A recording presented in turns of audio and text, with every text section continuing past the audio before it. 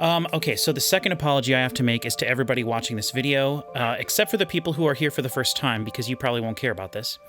But people who've been watching the channel may have noticed at this point, the last like 2 months, I have been coughing in videos, and I have been having to wipe sweat off of me for the last like several videos. And, you know, some of the videos that go back a little ways, you know, like my Grace Potter video and all that stuff, like some of the videos I had a harder time than others, where it was hard for me to get through a sentence at certain points without trying to cough, and it sounded very strained. I don't know what that was. I don't know what that was. This coughing thing has been extremely weird to me, and I don't know what was going on. And just like an hour and a half ago, I was sitting upstairs, because we started a little late, so I was sitting upstairs watching AEW Dynamite, and I was freezing cold. I had a blanket on me, and I was freezing cold. And now I'm sitting here, and my arms are, you can see, my arms are literally covered in sweat. Just completely covered in sweat. And this will just happen to me throughout the day, where I'll get so hot, it's basically like a hot flash. And I just want to let everybody know that. And also, I just cannot freaking stop sweating right now, and it's so annoying. Okay, so that's the health stuff.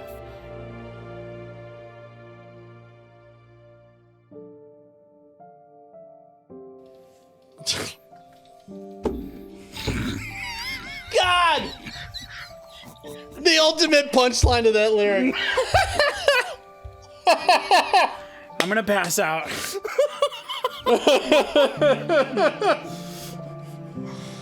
Oh man, that's glorious.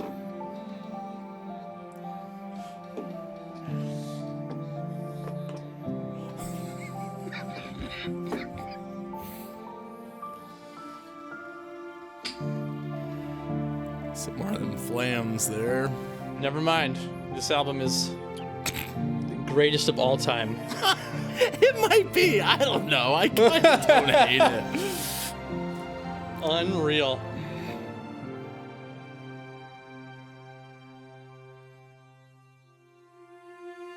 But if you have been following me on the channel this last year, you'll know that my health has just been trash the whole year. And so, good news on that front is that I had kind of a bad situation the other day, and not to go into it, and it forced me to be like, okay, I've got to go to the doctor and get this. I've got to try to figure out what's been going on. But I've been sweating a lot. I sweat at night a lot. I have had this weird cough basically for 6 months that just kind of comes and goes. And so anyway, to let everybody know, kind of catch up just a little bit, I went to the doctor. They did a bunch of tests for several different things, but basically they had my blood tested for multiple things. And almost all of it came back as being like pretty normal. However, they discovered that my white blood cells and there's white blood cells, red blood cells, and then there's something else. And I don't know it. Right, I was unfamiliar with this too. But apparently my white blood cells and then this other thing that starts with a P are low. And so I have to go see a hematologist, which is a doctor that specializes in blood. I have to go see this specialist doctor on Monday, and they'll try to figure it out. And hopefully that will stop all this dumb madness that's been with me. So we'll see what happens. But you'll have to bear with me throughout this video.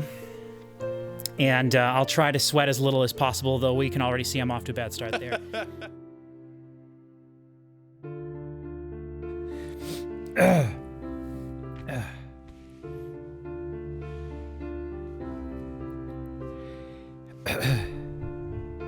Check.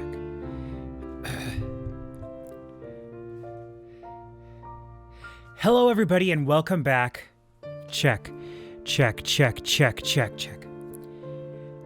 While we're still in the intro of the video here, I just want to say, if you're unfamiliar with my channel, I have to apologize because I am sweating profusely and I'm sick. I've been sick for the last 6 months or so, and I'm currently in the process of doing many tests to try to see what is wrong. But for now, unfortunately, person watching this, you'll just have to deal with the fact that I'm sweating a bunch. I also have off to the side cough drop that I will probably be putting in and out of my mouth periodically throughout the video to prevent myself from coughing. Like I said, if you're unfamiliar with the channel, there's a lot going wrong here at the moment. And if you are familiar with the channel, just know that I'm working on it. I'm trying to see what's wrong. We're finally trying to figure out what's wrong. So hope to have an update on the channel here about that soon once we find out what's going on. Hello everybody and welcome to the channel. You may have noticed that we haven't been uploading very much recently, and you may also have noticed that I'm in a completely different location here. So the main reason for that is that we found out a few days ago that I have leukemia. So I'm here in the hospital. I've been getting chemotherapy. I got my first dose last night, and I've been getting steroids, and everything's going really well. I still feel basically perfectly fine the way I have for the last few months, except there's lots of things that are going on, and I'm going to probably get pretty sick with some of these other medicines that they're giving me. But for the most part, this is what my life's going to be for a while. It seems like treatment could take up to about a year or so, but... So like we're only on day 3 of me being home for like my first normal week, and every day has been screwed up so far. So who knows what's going to be happening in the future. I am so incredibly lucky that I have had no crazy effects to any of the medicine, the chemotherapy, anything like that. And it has been just... I haven't had any effects, really, basically. There have been a couple small things here or there, and I'll get into a couple of things, but for the most part, everything has been going great. So, yeah, like I said, a lot has happened over the last year. It's all been leading up to 2 days from now when I go into the hospital. So, in October of last year, when we found out that we had gotten a bone marrow biopsy, and the results came back that my cancer was increasing instead of staying where the level that it was, which was negligible, like 0. And so we were told that I was going to need a bone marrow transplant. Hello everybody, this is Patrick, and I am here at the hospital for my bone marrow transplant. Today is day -5 or something like that. I'm not sure, I should figure that out. Today is -6 of my transplant process, and it was an interesting day. Hello everybody, today is -2 of my bone marrow transplant treatment and procedure. Hello everybody, this is Patrick, and I haven't done an update for a while because I haven't been feeling good.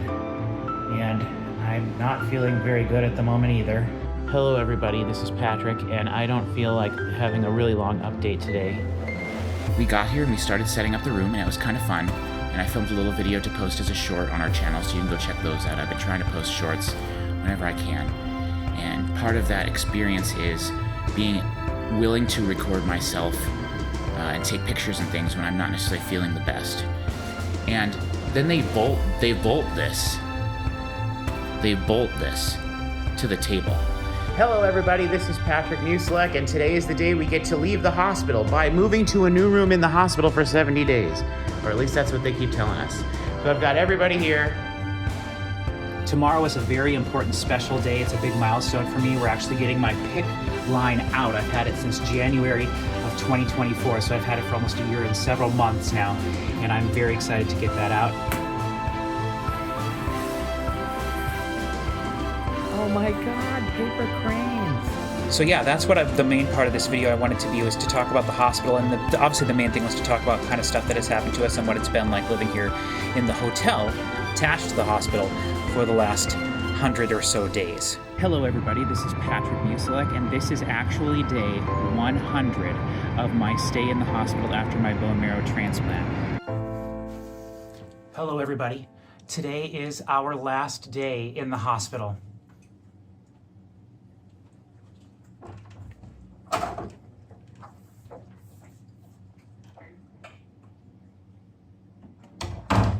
And now we are here. Today is September 7th, 2025. And for those of you who have showed up for the Gorillaz and you're like, what's going on? Don't worry about it. We'll get to the Gorillaz in a little bit. But I just want to take time right now to say thank you to everybody who has supported me along this whole entire journey. Whether that's my family, my friends, people in my very small community here where I live, the doctors and the nurses, the people at the hospital, everyone was really great when we were living at the hospital, and also just every time we've gone back, every time we went there before, everyone has been really great. And so I want to take the time to thank everybody for all of that. I also want to thank anybody who left a comment on any of the videos, whether they were our reaction videos or any of the cancer-related videos. It really does mean a lot to me. I know stuff like that can seem sort of superficial at times and very surface level, but it really does mean a lot to me. And I got a lot of comments on a lot of the cancer videos saying, hey, I watched this whole thing. And if you're familiar with those videos, you'll know that some of those videos were 2+ hours in length, just talking about my sort of journey and what had happened. And a lot of it wasn't very interesting, I don't think, at least not for people who might not know me personally. So I do want to thank everybody who has left comments and who has been really generous in giving their time to the channel. Again, for any reason whatsoever, I do appreciate it a lot. I appreciate all the people who came to our Discord, the people who sort of interact on there regularly, the people who just joined, the people who subscribed. All that stuff means a lot to me. So I want to thank everybody for that. And now I want to say I am joined by 4 of my amazing best friends. Of course, we have Chris, we have Cody, we have other Chris, and then of course we have you watching the video. Thank you so much for joining us on this journey. And if this is your first video, thank you very much for joining us here. We'll get to the Gorillaz, like I said, in just a second. But, you know, the Gorillaz have been one of my most important bands in my life, one of the most important bands in my life throughout my entire life. And so when I was diagnosed with all of this, and when when it was announced that I had to get a bone marrow transplant, I was like, when I'm done and I'm back, I'm going to pick an album that's really special to me, and I'm going to force these guys to react to it. And I thought about all the different albums I could do: Globus, Pendulum, some of my favorite albums of all time, Kaiser's Orchestra, Mook, you know, things in different languages, all sorts of albums that I hold and cherish very near and dear to my heart.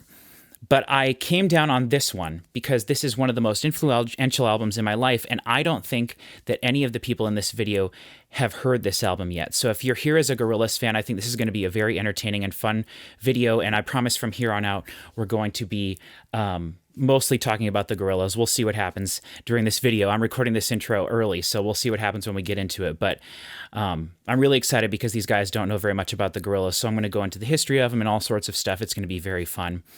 We all know the most important thing is that it's the music that we choose. And for these guys, I think it's time for them to feel the impact.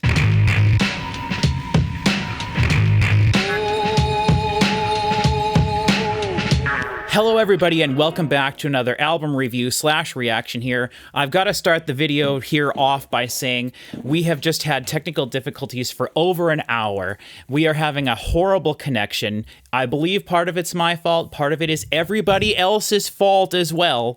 So it's nobody's fault. Someone, either I need a new router or something is happening, or we suck. Life sucks. Because you live in the middle of nowhere. Damn it. Yes, that's definitely true. And you know, whatever. Yeah, but I have faster internet than you guys.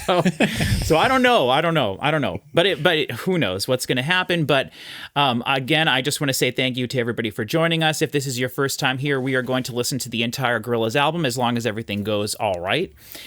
These guys, the 3 of these guys, have never heard it before. I have heard it and I'm very familiar with it, and I'm going to talk a little bit at the beginning of the video about the history of the Gorillaz, and hopefully you guys find that interesting, and hopefully everybody watching the video finds it a little interesting. If you are very familiar with the Gorillaz, please feel free to skip through all that stuff and head to any of the different timestamps that I'll include in the description and on the timeline. You can click around the video, and if you want to just listen to our overall thoughts at the end where we sort of talk about the album as a whole, that's kind of our review. You can feel free to skip to that, the end of that as well. We don't know. As of right now, I'm not planning on having us listen to the remix at the end of the album, but we'll see what happens when we get there. So, one of the caveats to the way that we are recording this is that for the first time while we're recording, none of the other people in this session here can see what I see. So they don't see what I'm recording in OBS, is the program we're trying to use right now. So they don't see this, which is my overhead camera here that I have for everybody. And so throughout this video, I'm going to turn the overhead camera on as I go through different things. So the three of you here watching, you'll just have to imagine what all the Gorillaz albums look like. If you want to, while while we're talking about this, the first thing I'm going to do is go through their discography just very briefly. I want to show everybody that I have all of their albums. So their most recent is Cracker Island. Then we have Song Machine Part 1. Then we have Humans. Of course, I have the one with my favorite gorilla on there, Noodle. Then we have this one was one of my least favorite ones, the Now Now. Then is Plastic Beach. I don't know if these are in the right order. The Fall, D-Sides. I actually don't have my copy of Demon Days down here because I was listening to it the other day. And then, of course, we have G-Sides. And then the album we're going to be listening to today, Gorillaz' self-titled album released in 2001, which I tried to look this information up beforehand. It seems like the amount of albums that this has sold is around 7 million at this point. I know when it came out... Is that platinum? Yes, that's 7 times platinum. Oh, okay. Now, the Gorillaz were one of the first sort of like digital like bands in terms of selling or having more downloads than selling. And that was the big deal with iTunes. They sold more digital albums on iTunes than they did physical copies. And if you guys remember, the Gorillaz song Feel Good Incorporated off their second album was a huge iTunes commercial with the people dancing to Feel Good Inc. With the silhouettes sort of in the different colors. It was a really big iTunes campaign that really pushed iTunes onto like the masses. So that was one of the things the Gorillaz did. But that was their second album, and we're here to just talk about their first one. So their first album is their self-titled album, and I've looked everywhere, and I have not seen, even on Discogs, a different version of this album. So the album I have is what's listed, I guess, technically as the US release, and it has 17 tracks on it. It has the full regular album that goes from track 1 through track 15, M1A1. And then my version of the album also has the song Dracula, and then the final song on the album is Left Hand Suzuki Method. And I bought this back when it came out in 2001, and that's what we're going to be listening to today. So we're also going to be listening to Dracula and Left Hand Suzuki Method, but of course Left Hand Suzuki Method, since it's one of the best songs on this album. I do have, Cody, I'm showing it to everybody right now, I have my fade-out board handy in case we need that. Oh, good. So I've got that. I also want to let everybody watching know that I do have, and I watched some of this as prep for this, I have the Phase 1 Celebrity Takedown, it is, but their Gorillaz first DVD that they released that includes all the special stuff from their website, all of their music videos that they released for their first album, some bonus content, lots of bonus stuff because there's a lot of lore that comes with the Gorillaz. I have this. I've watched this entire disc over the last week to prep for this. And I also have, of course, I have Phase 2, which is for their second album, Demon Days, and then I also have their Demon Days live DVD as well. And then I also have something that not a lot of people know about. This is the Bananas documentary that was made about the Gorillaz and the time when they were creating the idea and then creating their whole first album. So this is an entire about 2-hour-long documentary about the creation of the Gorillaz. And if anybody watching this is a huge fan of this band and you have not seen this yet, they really show behind the scenes of Damon and Jamie creating this and what their initial ideas were and how they wanted everything to go. And then there's also a lot of conflict on here. So for the Metallica fans watching this video, it's very much think Lars and James trying to do anything together. That's what it's like when Jamie and Damon are doing stuff together.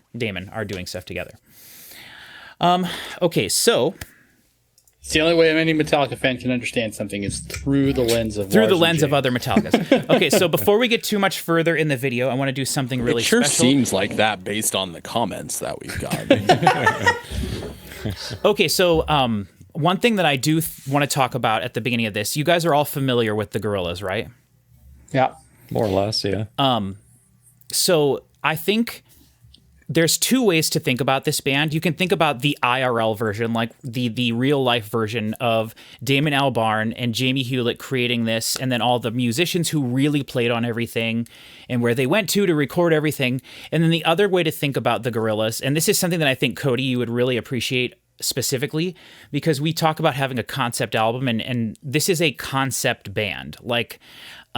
So the other way to think about the Gorillaz is think of them as the fictional characters that they are, right? So there's reasons for all the characters to be the way that they are, and for me personally, I get a lot more joy listening to their albums from the perspective of them being the ones who are playing everything.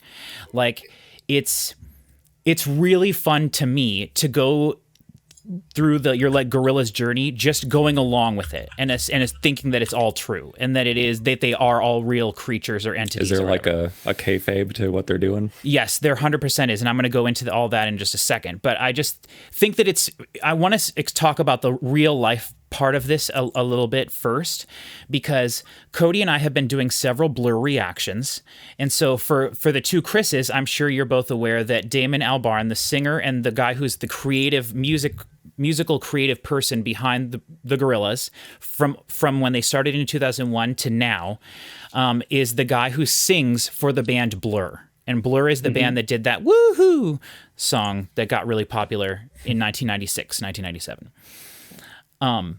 So Cody and I have been doing... and then Blur lost Britpop, and the Gallagher brothers made Damon Albarn turn into a cartoon. Yes, Oasis destroyed Blur, which is, they won a battle, but they didn't win the war, as everybody knows, because it didn't take them 15 years to get back together and have some terrible live shows in 2025 to make anybody care about them again. But history will remember the history will remember the exactly. Yes, Blur way better than Oasis in my opinion. I've never even actually listened to an Oasis album. Why bother with that garbage and filth? Well, what better way to know the true reality of who's better? I don't need to know. The Gorillaz and Damon Albarn is better. The Blur is better. And but I just want to point out, Cody and I have done a couple of Blur reactions. We're going to do a few more here on the channel. And are you guys, either of the Chris's, are either of you really familiar with Blur at all? Have you ever heard an album or anything like that? No. All of them. Okay, great. You're a huge Blur fan. That's great. What's your favorite album, Chris? I don't have one. I did. I listened to all of it last summer. For that podcast? Were they doing an episode on Blur? I was listening to a podcast that happened to be about Britpop that season. Gotcha. I listened to all the Oasis and I listened to all the Blur. Wait a second. So you can definitively tell us who was better.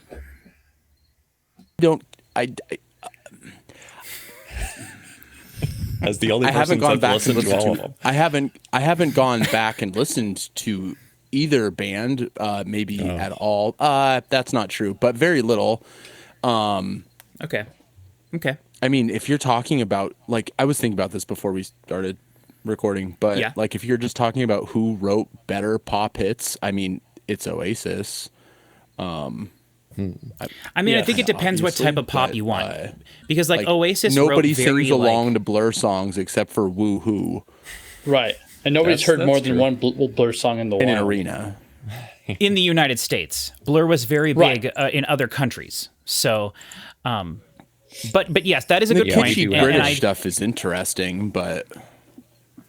Right. There is a really good documentary about the war between Blur and Oasis on YouTube, and it's by one of my favorite channels. It's called it's called Trash Theory is the channel, but he has a series called New British Canon, and it's about different British artists, and they're all done phenomenally well. It's like pro documentaries about all the different music from the UK over the years, and he has a really great video about that. So if anyone wants to look that up, shout out to Trash Theory on YouTube. But anyway, regardless of that, we're not here to talk about Blur. We're here to talk about the Gorillaz. So I just wanted to see if anyone was familiar kind of with Blur, because the Gorillaz are quite different from that. And the Gorillaz exist in a space that's supposed to be collaborative pretty much the entire time, whereas Blur is collaborative sometimes, but it's just the four members of the band for the most part. And they are a band, whereas the Gorillaz is based around the idea of Damon creating the structure of a song and then taking it to different studios around the world and having people add whatever they can to it, and then they take all these bundles of things and mix it and make an album out of it. And Damon Albarn with Blur as well he's like one of those song factory people. He goes in when he's ready to make an album, he goes into the studio with like 60 ideas for songs, like 60 songs kind of sketched out, and then they like weed the ones out that they don't like. They work on certain things get put as B-sides, which is when they eventually release their G-sides album,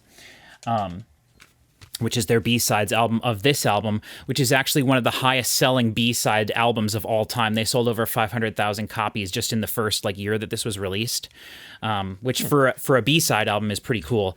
And they actually have two B-sides albums. They have G-sides, which stands for Gorilla Sides, or Godzilla Sides if you look at the cover of the album, and then D-sides, which is the B-sides of Demon Days, and that's actually a double album, and that's actually fantastic.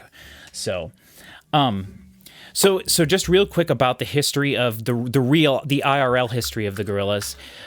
Damon Albarn, the singer from Blur, and then Jamie Hewlett, the artist behind Tank Girl, which was a popular comic, graphic novel series in the 90s. And then there was also a movie. That looks better, Chris. There was also a movie made, a Tank Girl live-action movie that I don't think Jamie Hewlett had a ton to do with, and he probably hates it, but I think he hates everything he's done. Devo recorded a song for that movie. Interesting. The Devo, they are big fans of Devo. They talk about Devo in their book. Yes, it takes place in Australia.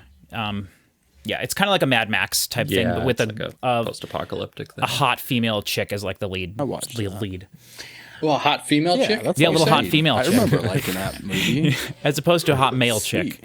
But weird. But she had blue hair or something too, right? It was awesome. Yeah, it was like extreme punk, it was like a style all of its own, I guess, because it came from a comic. Right? And that is what his comic style is. And you can look up some images right now if you want to about Jamie Hewlett's style. His graphic design company is called Zombie Flesh Eaters. And they're behind everything. All of the artistic stuff you've seen from the Gorillaz comes from Jamie Hewlett. So this very briefly, the real history of the IRL history. Jamie and Damon were staying together. They were living in like a flat in London in the late 90s, and they came up with the idea of, they were living in a place in London. They came up with the idea for the Gorillaz because they were both kind of fed up with like NSYNC getting popular and Britney Spears and Christina Aguilera and the Backstreet Boys and just like manufactured pop music. And so they were like, what if we took this to the absolute extreme and created the most manufactured band of all time and just had them be a fake band. And so that's how the idea kind of started. And then it morphed into this thing that got so popular. It was sort of hypocritical that that's how it started. But then they changed the direction to just be sort of creative. And initially the idea was that they would do one album and that people would understand that Damon Albarn was sort of heading it, but he was never supposed to be the face of this. He never was interviewed about it. He never performed on stage in the light. He would perform backstage, or they would perform live shows in the dark with like silhouettes of them, lights blasted at them from the back so you could see their silhouettes. I was going to ask you how they did live shows, or if they even did them. It's really cool. For their first album, it was a little less cool because what they did was they had 4 screens on stage, and then they had digital recreations of each of the band members, and then the person who was supposed to be that person was behind the screen, and they would perform the whole their whole set behind, and no one saw them. And that's kind of what's really cool about that Bananas documentary, because in there they show lots of behind the scenes footage of them performing, but you can't actually go and listen to or watch a full performance because they didn't professionally get anything recorded for that. And they weren't initially going to do any live shows, but it just got so popular so fast they couldn't control that, and their record label, which is Parlophone, wanted them to do some live shows. So they did that, and they performed all over the world. They were pretty big in Japan, and they it was interesting. In their book they talk about different how the different countries received them, because people didn't understand what was really happening. And in certain parts of the world, like Japan, they just thought that this was a Damon Albarn side project, and that people were confused and mad when he wouldn't come out on stage. And so that was why they actually released that G-Sides album. They have several Japanese songs on there. One of the members of the Gorillaz is Japanese. And so there's Japan would be all about avatars. well, I think representing- they actually thought that maybe that was one of the reasons they didn't like embrace them at first, was because it was stuff that they had seen before. Like having sure. cartoon versions of people was not a new thing to them, so it wasn't like a niche thing. So anyway, that's kind of the way that the album was made then in real life was Damon Albarn structured out these songs, got some drum beats and stuff, and then he would go into the studio and they would record with people. And the main contributors that he had helping him was Dan the Automator, who is a very famous sort of hip-hop producer and just producer in general, who worked with a lot of people, including Black Keys and a lot of other famous artists that a lot of people would know, especially in like the hip-hop and rock genre as well. And then he had several different people perform the different instruments on the album. All of Noodle's vocals, Noodle is the Japanese girl in the band, and all of her vocals on this first album were performed by Miho Hattori, which is the vocalist for Chibomato. Cool. So yeah, Cody, you're familiar with that band. I think Chris Parker, you know Cibomato or Chibomato as well.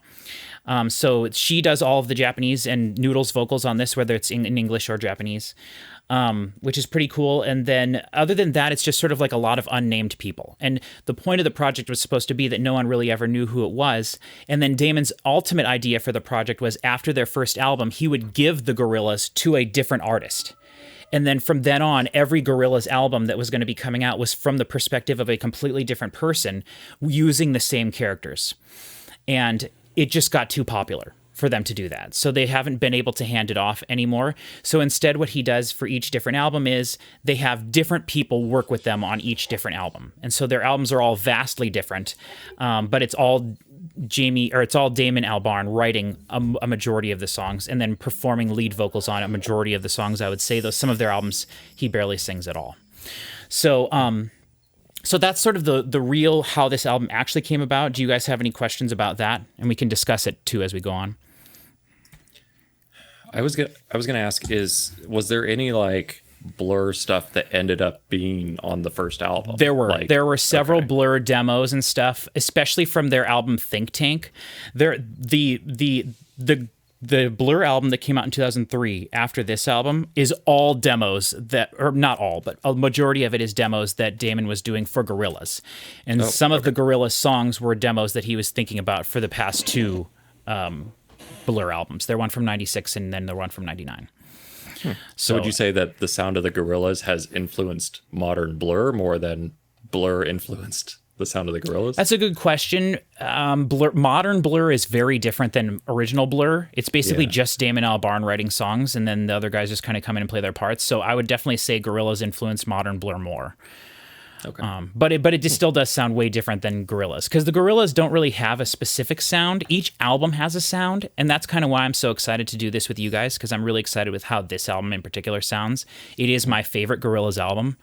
I don't think it would be your guys' favorite albums, though. I think that Chris Parker and Chris and Cody, your favorite album of theirs would be Plastic Beach, and I think Chris Schoenberg's favorite album would be their second album, Demon Days.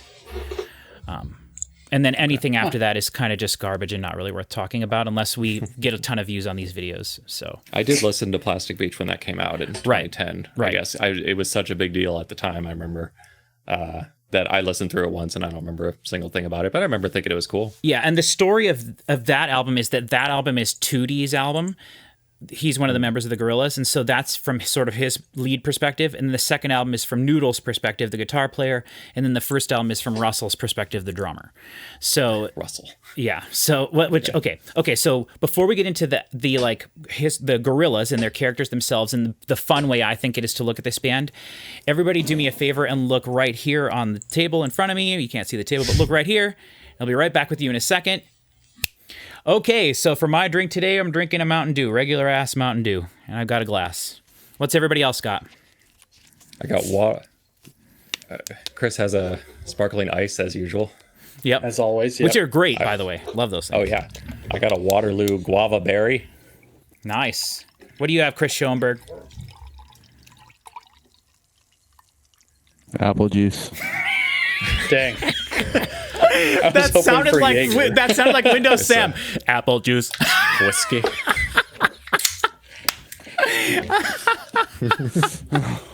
Up for my cat's piece.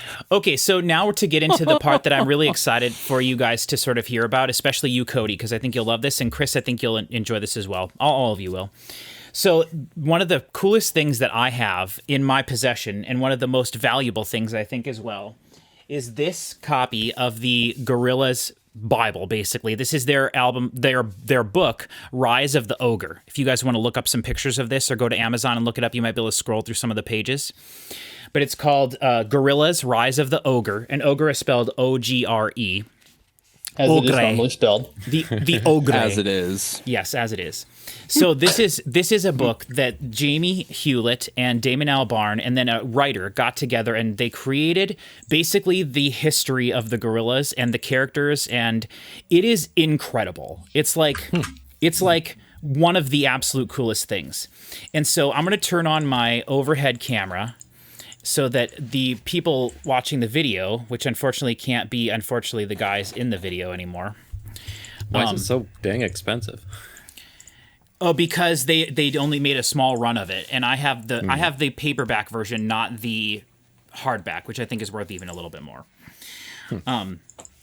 But so I'm gonna just go through and flip through the book and show everybody some pictures, and I'll just talk to you. I'll tell you guys about kind of what's going on. If I have my microphone back here, you guys can still hear me all right, right? Yeah. Okay, good. So the first thing I have to mention is that the disclaimer at the very beginning of the video here. It says, this is the demon disclaimer. It says, it's best to point out before we start that not all the stuff in here is true or real, especially the stuff Murdoch comes out with. They're just a bunch of cartoons, and what they say should be taken with a pinch of salt. It's just a bit of fun, like on TV or in the movies. And that is how they want you to take this entire thing. They just want it's just fun. They're just having a laugh. They're literally just having a laugh. And so the way to start this, and we're not going to talk about this forever, I promise, but the way to start this is to just go through the different characters from the Gorillaz and then kind of how they got together. So the person who created the Gorillaz and is definitely one of the most character-y characters is Murdoch, and he is the one that plays the bass guitar. So if you guys want to look up pictures of Gorillaz Murdoch, yes. He is a satanic worshiping, his ultimate goal in life is to be a cult leader, and he worships Satan, and he loves all sorts of crazy music, and he is basically just a terrible, terrible, terrible bad guy. Like, he's not terrible bad guy, like, he's a bad guy, but he's also not good at being a bad guy, but he's also just a terrible person. Like, he's awful. He's extremely disgusting and gross, and he's not appropriate in any way whatsoever, especially for this channel. Are any of these based off... Is this Nope. like some British politician he's taking the piss here with? I think that they are all sort of based off of certain people that were in their lives at the time, but no one is based off of anyone in particular. It's not based off the Oasis guy. That's not true. No, it's not based off of the It says Murdoch is based on Rolling Stones guitarist Keith Richards, Victor Frankenstein, and a creeper from Scooby-Doo. Yeah, I mean, yeah, sure. If you want to go that way. Okay, so it's so influenced by certain things. Sure. Yeah. And so he basically is the one that started the band. And when he was young, his father was like a gross jerk and treated him really poorly, blah, blah, blah. And so he turned to music, and he was in this gang kind of, and he wanted to create this band, and he basically was a problem child and all this stuff. And then he started to create bands as he got into like high school and stuff. And he had different bands, different styles of music. And his ultimate goal, like I said, is to be a cult leader, but he wanted to like be the biggest rock star in the world. And so that's one of his goals. And so he when he started forming the Gorillaz, he started looking for people, obviously, to be in the group. I'm going to close the book. It's distracting to me, and I'll just tell you the story. Who cares? It's easier to do it this way. Okay, hello, everybody. I'm back. So Murdoch basically met 2D, whose real name is Stuart Pott. So 2D is the guy who has blue hair and has black eyes. And so if you guys want to look up some pictures of 2D Gorillaz, and if you want to, you can type in 2001, because that was the time that this came out. So that's kind of the artwork I was going to show you is all from this time period.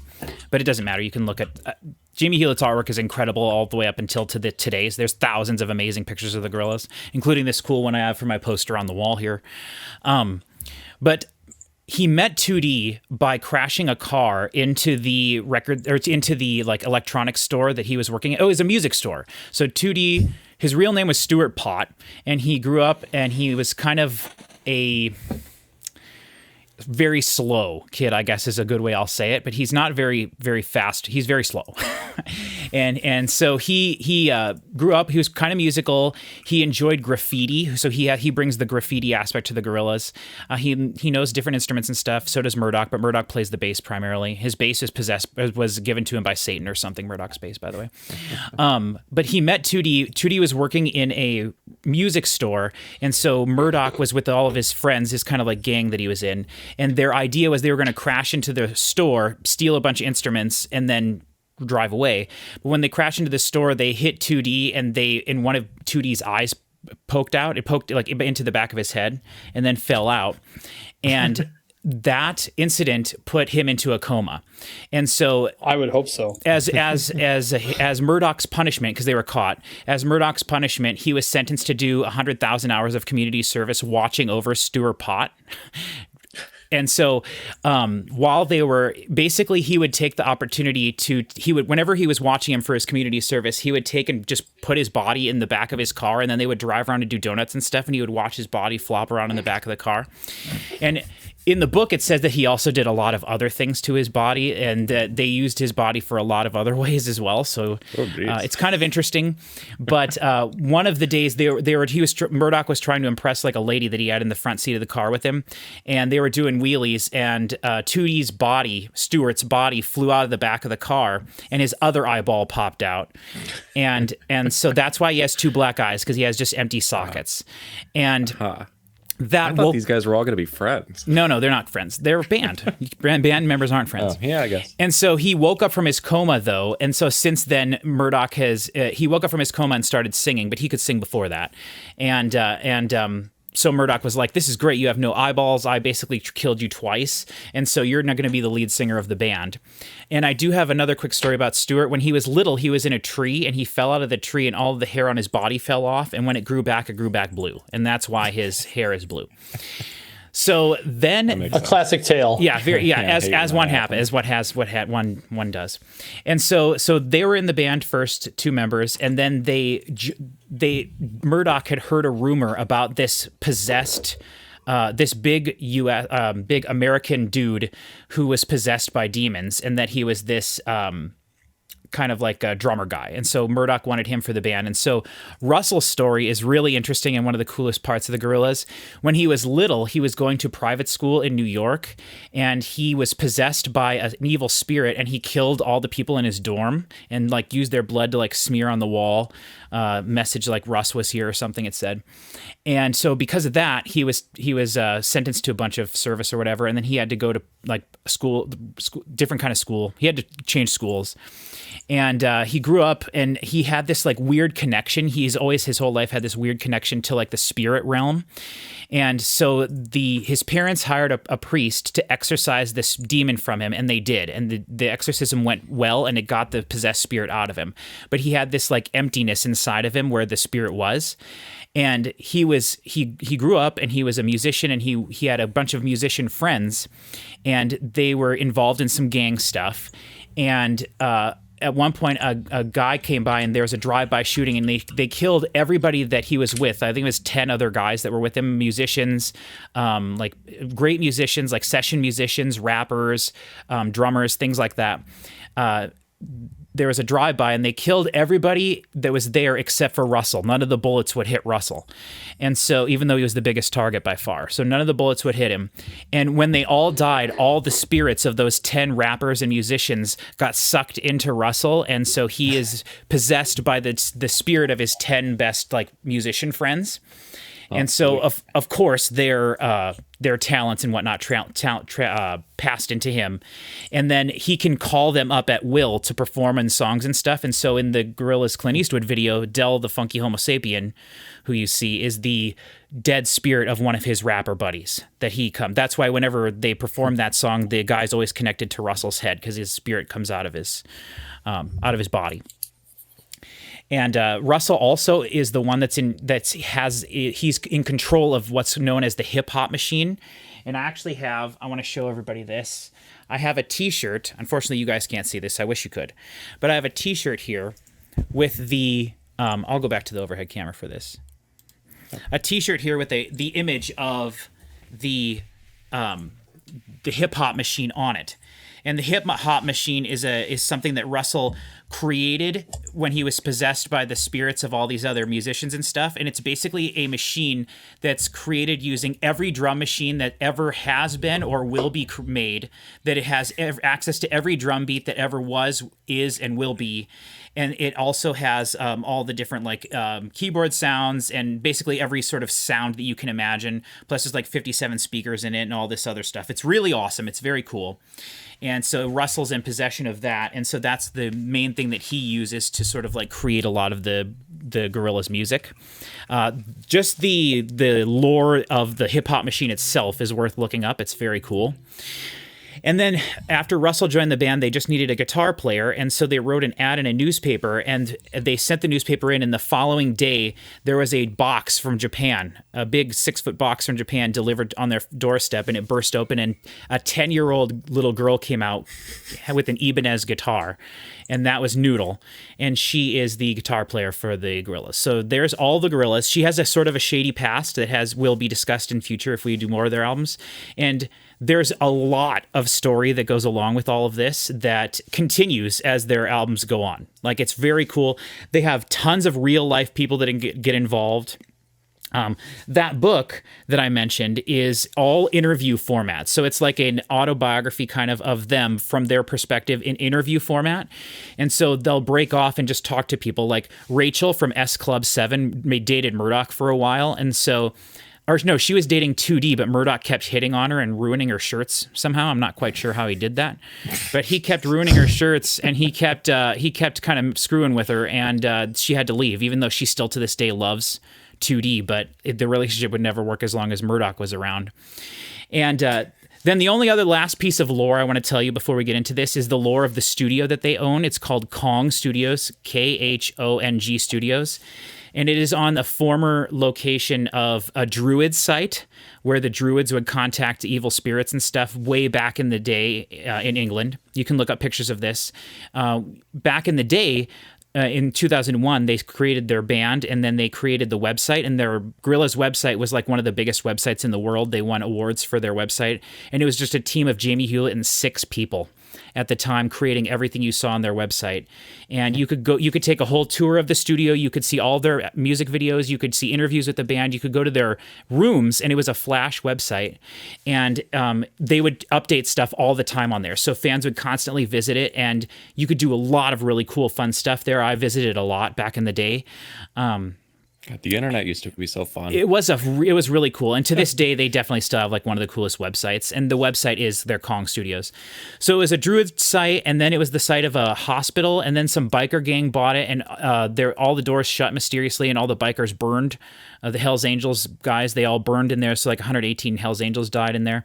There's a graveyard outside that's full. That's where they filmed the Clint Eastwood video on the outside of Kong Studios. The history of Kong Studios itself is like a whole chapter in the book, and is definitely worth looking into. So that's kind of the history of like the lore for dealing with this album. I do want to bring up as well, because I know we talk about this sometimes, Cody and Chris. In this book, there is a little like 2 paragraphs about every song on this album as we go through it, and it's the band talking about the song, and they talk about why each thing was included, what was in there. It's not super detailed, but do you guys want to go through and I can read it as we go through each song, or do you want to just forget that for now? Or maybe if you would find it interesting, I don't know. What do you guys think about that? Maybe up to your discretion if you think that one is a good story or something. Well, here, I'll read the first one, and you can see what it's like, and if you see if you think it's worth reading. Does that make sense? Okay. Sure. So this is for the first track, which we're going to get to in a few minutes here. This is called Rehash. And it says, the gloriously upbeat opener to the album, Rehash, comes complete with wonky electronics, a colorful acoustic groove, and damaged guitars. And then it basically says the scratches were done by Kid Koala, who was brought on by Dan the Automator. So there's turntables, and that was done by Kid Koala. It says the lyrics were assembled by cutting and pasting different phrases together and then putting magnets on the phrases and then throwing them on the refrigerator to see what would stick. And that's how they created the lyrics. Now, that could be totally fake, or I could absolutely 100% see Damon Albarn sitting there doing that to create lyrics for songs. So I would believe that. And then it says, 2D says, we threw a lot of ideas around and whatever the phrases stuck, we kept. 2D's vocal with some coaching from Albarn sounded fuller and more confident. Noodle added Miho Hattori's backing vocals. So Damon Albarn is a character in this. Oh, yes. Universe as well. I forgot to mention that. The whole thing is written from the perspective that everyone in the real world, the Gorillaz exist in our universe. Okay. So they exist in our universe, but they have like supernatural elements to them, even though we obviously don't. They exist in our universe. And so in their story, Damon Albarn is like a producer and a guy that won't leave them alone. Like he comes to them and helps them record every album. He's like their producer, even though Murdoch hates him because they both have conflicting egos. He is a real person, and Jamie Hewlett is basically their art director, is what they refer to him as. So that's kind of, I don't know, that's kind of how it works. They've dealt with a lot of famous people since their first album, and so they just write the people into the story of the Gorillaz as it goes on. That's fun. Mm-hmm. So, all right, are you guys ready to get to the album? Sorry, Chris Schoenberg. Do you have anything to say about all that? I know the delay is causing a bunch of communication issues, but for you specifically, do you have anything to say? Nope. No. Okay. All right. We're just excited to get to the music, so let's go ahead and do that. Everybody bring the album up. I don't think I'm going to read the stuff from the book unless you guys really want me to. Some of them are really interesting. Like it talks about, for example, so you can hear something in the background and it says like, oh, Murdoch says, I was walking down the hallway whistling a tune and it got picked up by the microphone and that's the whistling you hear. Or like, I had a cold that day, so my vocals sound like this because I had a cold. So there is useful information in there. It talks about the bass, how the bass was done, and then in terms of in real life how this worked. Damon Albarn was not really planning on having this album be very much like dub music, which is the genre that this album is sort of listed as first. It's like rock, trip hop, dub, electronic. But dub is like a style of reggae music that I'm very unfamiliar with reggae, but dub is sort of like a style of that's very slow and it's incredibly bass heavy. And so the reason we're listening to the CD rip of this is because I want you all to hear as much bass as possible because the bass is such an important part of this album. And as we all know, when you compress files into MP3s and you stream it off of a streaming website, the low frequencies and the super high frequencies are what gets cut. And I wanted you guys to experience the lows on this as much as we could. Okay. So, are you guys ready to try to listen to song 1 and we'll see what happens? I'm ready. Okay. Good luck, everybody, with whatever happens. We'll see if anything explodes. Okay. All right. I am going to count 3, 2, 1, and then on the imaginary 4th beat, we are going to play the song. Okay? In 3, 2, 1.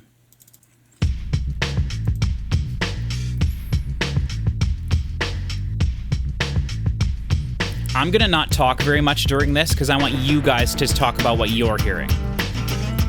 And if it's what you're expecting from a Gorillaz album.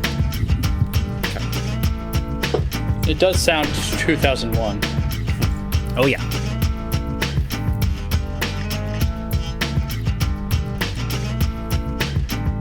It's a sweet sensation over the dark. A one-off situation that don't want to stop. It's the drugstore soul boy over the dark with the sweetest inspiration. If you want to pull up lyrics, you can. The lyrics are not super important.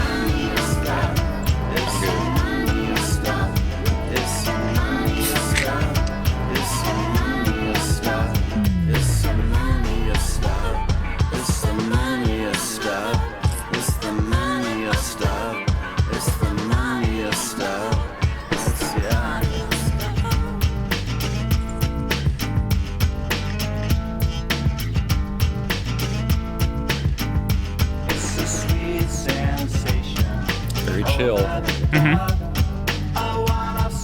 That's kind of the trip hop dub part of it. Yeah.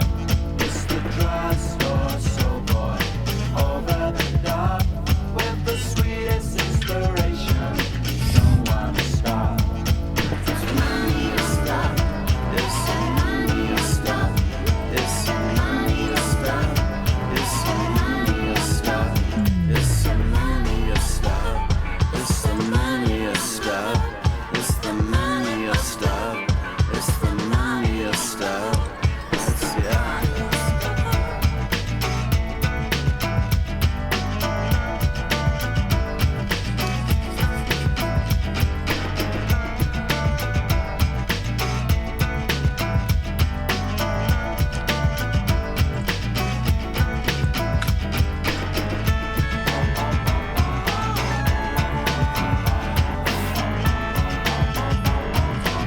Harpsichord.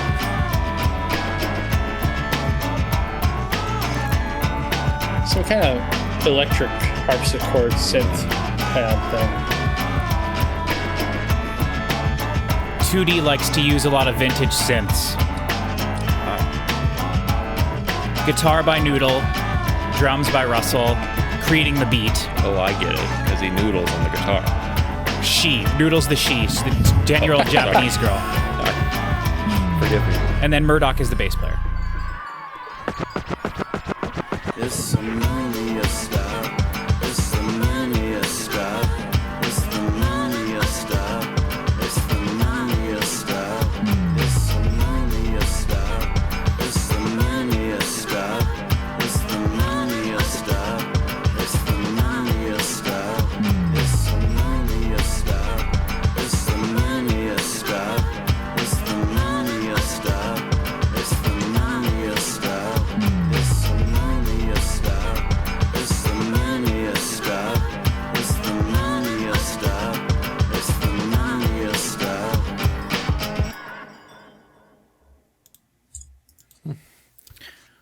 So the kids in that were kids that they went and found at the playground and brought them into the studio, and then their moms freaked out that they were missing and stuff. But that's where the kids playing on the playground sound come from. All right, I want to hear first from Chris Schoenberg. That is not what I thought the first track of this album would sound like. Yeah. I mean, given that Clint Eastwood was on here, and one of the other things that I pulled up just randomly while I was checking to make sure the files worked, it was fine. The panning bothered me, if we're going to talk about audio stuff. The vocals. No, that was fine, I guess. The acoustic guitar that was constantly kind of to the left. Mm-hmm. But then, like, a lot of the bass was sort of coming from the right. Mm. Is that correct? Like, the low frequency stuff was like... Well, the happening drums had a lot of low frequency in them, and I think one of the low, like the kick, part of the kick and stuff was off to the right a little. I think the actual bass itself was in the middle, and it was doing a lot, but it was really hot, hidden behind the drums. Like, it was playing with the drums a lot, so it was almost hard to tell what the bass was actually doing. Just going back and listening to it myself just now, it sounds pretty centered, bass-wise. Mm-hmm. low frequency wise, not bass the instrument. Yeah, also, my perception might be really weird. I am dealing with some congestion issues right now. Yeah, and that's a bummer. So, which is just kind of my entire life, but today it's worse than it often is. Also, you're in stereo still, which just boggles my mind. So, which is a great piece of irony, honestly. Yeah, it really is a miracle how that's happening. Right. But, I don't know. It was fine. I don't know that I would have opened an album with that song, considering what else is on this record. Right, but remember that the biggest song doesn't always open an album either. You know, it's true. This is people's introduction to this whole band. Right, and I'm imagining that there was quite a bit of hype leading up to this too, being it was Damon Albarn. I do believe the album was completed before Clint Eastwood came out as a video and as a single. I guess this was also the days you're not going to turn on the album on Spotify and then hear the first song and nope out of it. If you bought the album, you're going to listen to the whole thing. Right. Yeah, if you bought it. Right. And the videos were like the biggest promotional thing for this, for sure. I'm sure you guys remember when Clint Eastwood was everywhere on MTV and everything. And I think I recorded it on VHS. Like I have a whole VHS of just like an hour of Clint Eastwood over and over. but yeah, so I don't know. I think I'd agree that's not one of the strongest tracks on the album, but I think it is a really nice start because it shows you the different elements of what's happening. And I was going to mention this earlier too. I think a lot of people have a bit of a misconception about the Gorillaz and that they are like a rap group because and I was talking to Cody about this in our Blur video. I think a lot of people only know the Gorillaz singles, and a lot of the Gorillaz singles have rapping in them, but like 90% of the Gorillaz catalog has no rapping on it at all. Like they are not a rap group. But to me, the fun thing about this, and this is why this is one of the most, this is definitely in my top 5 like most influential albums for me personally ever, because I love the idea that it's hip hop music with someone singing over the top of it. And I didn't know at the time that that's basically what trip hop music is. Most trip hop music like Portishead or Massive Attack and stuff like that, or Tricky, is female vocals over the top of like slow, chill hip hop beats.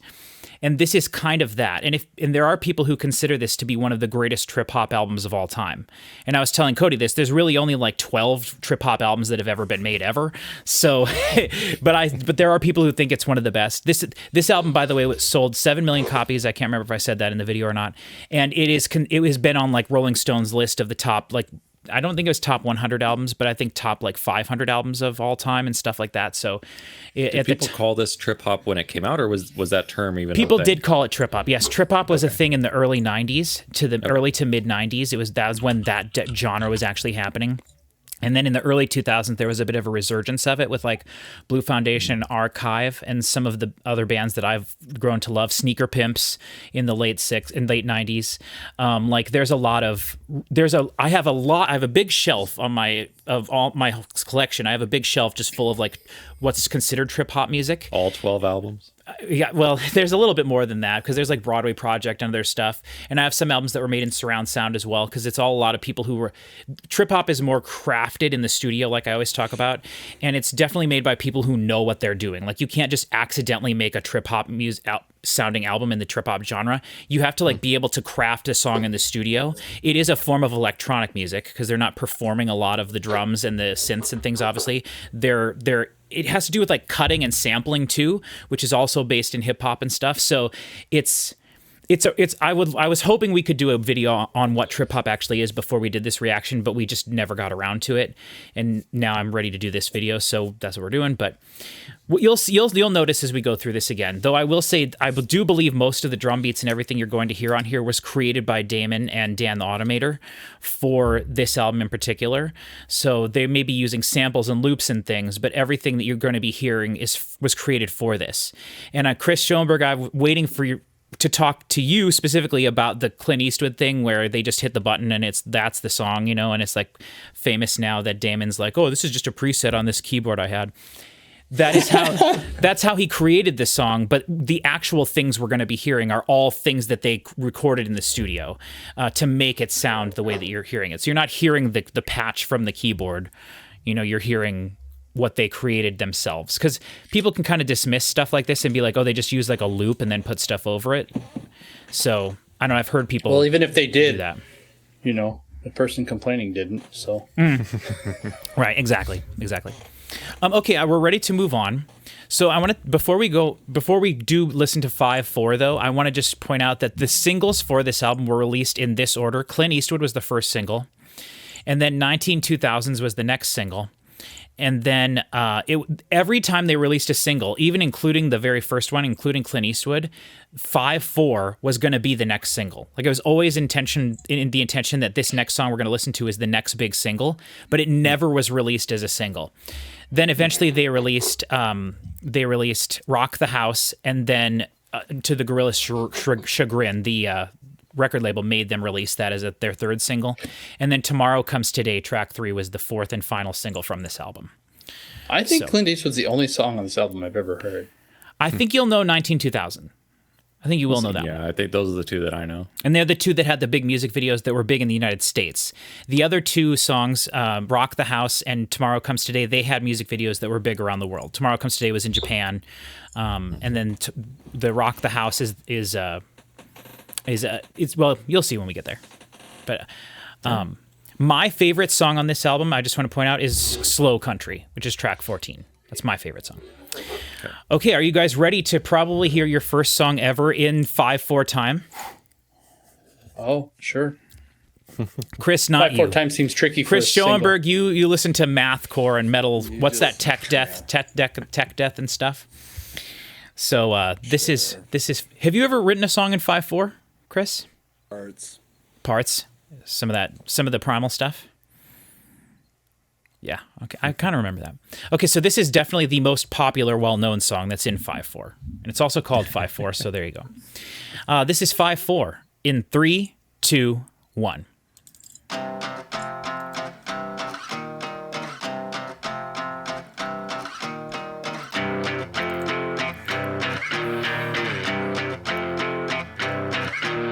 My job for me, my job make no sound. Echo for me underground. Magic on me, really got me down. In Bed by City, it made my heart beat no sound, beat no sound, beat no sound, beat no sound, beat no sound, beat no sound. And let me tell myself. Down on. She turned my dad on. She turned my dad on,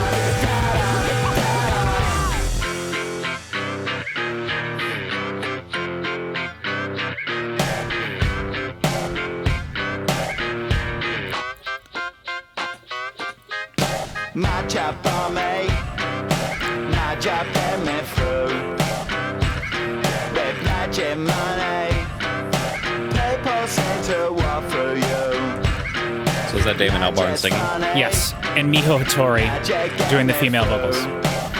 Or you could say that's 2D and Noodle if you wanted to go that route. Walk through you, walk through you, walk through you, walk through you, walk through you, walk through you, walk through you, walk through you, walk through you. And let me tell myself, down on. She turned my dad on. She turned my dad on. She made me kill myself. Come on. Cool. Love the sound of that low end. Oh yeah, I love it. Very fuzzy, crunchy, and large. She turned my dad on. Come on. She turned my dad on. Come on. She turned my dad on. She turned my dad on, dad on, dad on.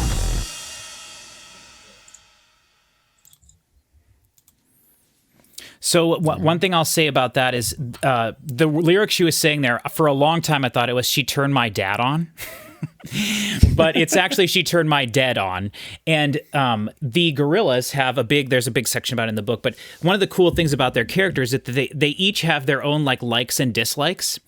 And of course, and so in the book and just in the history of the Gorillaz, they all have their things that they really love. And one of the things that 2D loves is zombie movies. So he has a lot of references lyrically to zombie movies, specifically George Romero's movies, but also just horror movies in general.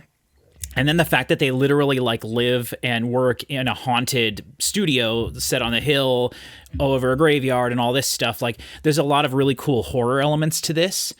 And they all love movies and things. And then one of the things I wish I could show you if we could, but I'm going to show everybody in the video so they can see it at least, is, and I wish I could show you guys this because we could spend a long time discussing this, but you can look up the picture, maybe find it online. I don't know, but in the middle of the book, they have several pages where it's just like pictures and things, like a lot of autobiographies are. There's like a blueprint of Murdoch's bass that was given to him by Satan and all this stuff, but they have something that's called it's like a color, it's like a map type, like road map type of thing that shows the different artists that influence the different members of the Gorillaz.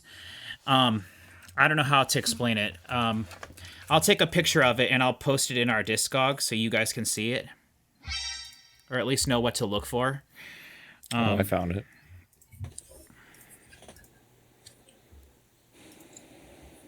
Yeah, I see it. Yeah, so that's like the roadmap of their musical taste put togetger. And so it's cool. Yeah, it's really cool. Like there's a lot of really neat. This in itself is like a piece of art. I mean, it's absolutely incredible. But they have starting points and ending points, and then in between, it's all the things that they sort of connect on. And you can see like the Clash and Grandmaster Flash and Kraftwerk and Prince and Bob Marley. 3 of them really loved that stuff, or actually all 4 of them loved that kind of stuff. I really hate the Clash a lot. Well, yeah, but there's it's really interesting and neat how how Jamie Hewlett created this. I think he created that. So there's a lot of different musical influences going on, and then like I said, zombies and stuff. Specifically, Dawn of the Dead, the movie George Romero's Dawn of the Dead, is like a central theme of this album. And there's 2 songs that feature samples directly from the movie itself, which you'll recognize when we get to it. So yeah, okay. So what did you guys feel about 5/4 and that song? Did you like it better than the first track? No. Really? Yeah. I'm surprised at that, Chris. It just, I don't know. It didn't have a lot. It wasn't catchy, I guess. I still don't get how it's a single. Like, why won't Damon Albarn write a freaking hook? Like, yeah. Well, this was supposed to be. I can see why they didn't make it one, because it sucks as a single. Okay. no, it was.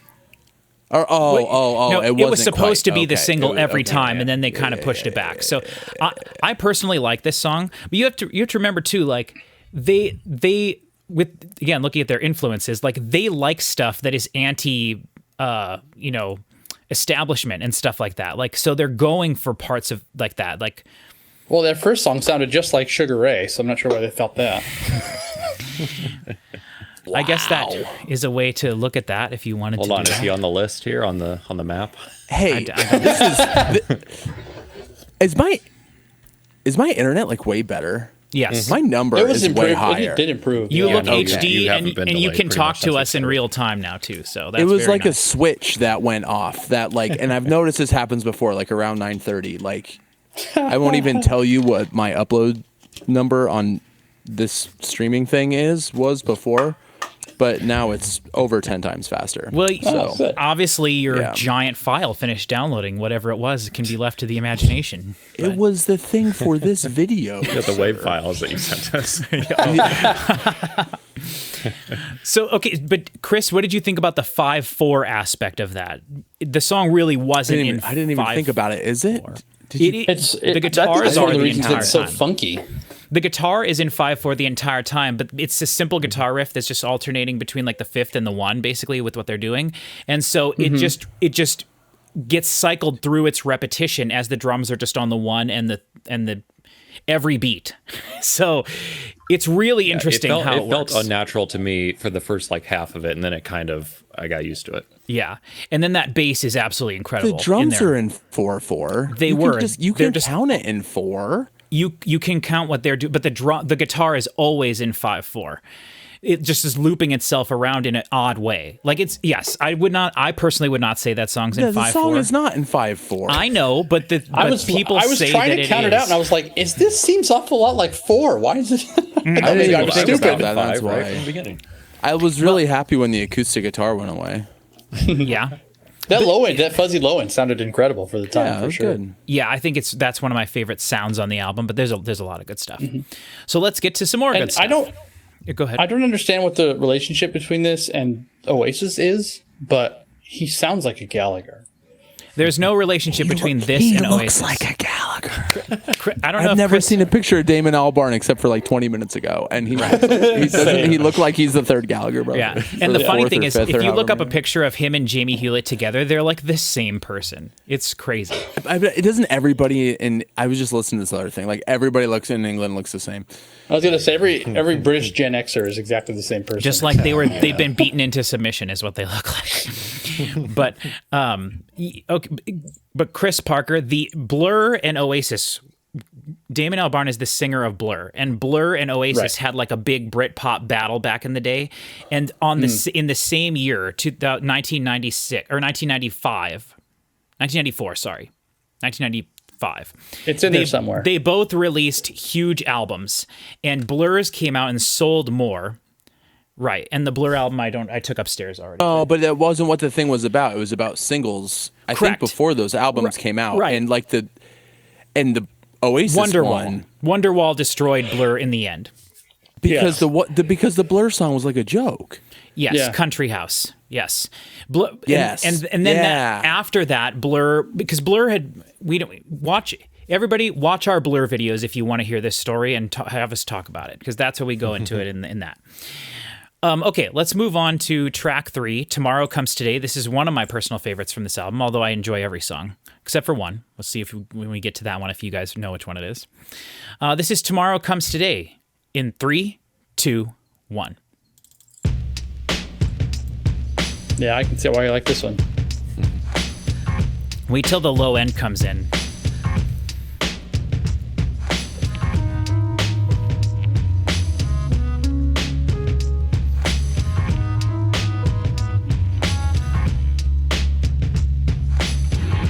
Is that a melodica? Yes. Damon Albarn plays the melodica in a lot of stuff, including some Blur stuff. Obviously, he does the part That in Clint melodica is Eastwood. like the most Gorillaz sounding thing of this whole thing. so And that's far. 2D. 2D grew up playing the melodica in his private school. Got no camera to see. Don't think I'm all in this world. It is so British. Won't let me It's crazy how British it is. blood and dust and love our song. The digital won't let me go. Yeah. I'll pay tomorrow. Tomorrow comes today.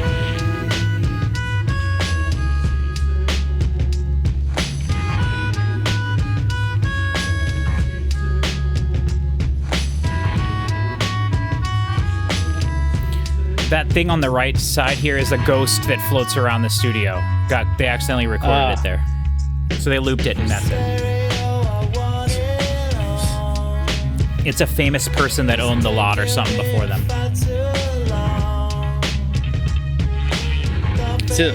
Is that the ghost playing those strings too? No, that's probably 2D. Like I said, he likes to use vintage synths and stuff. Yeah.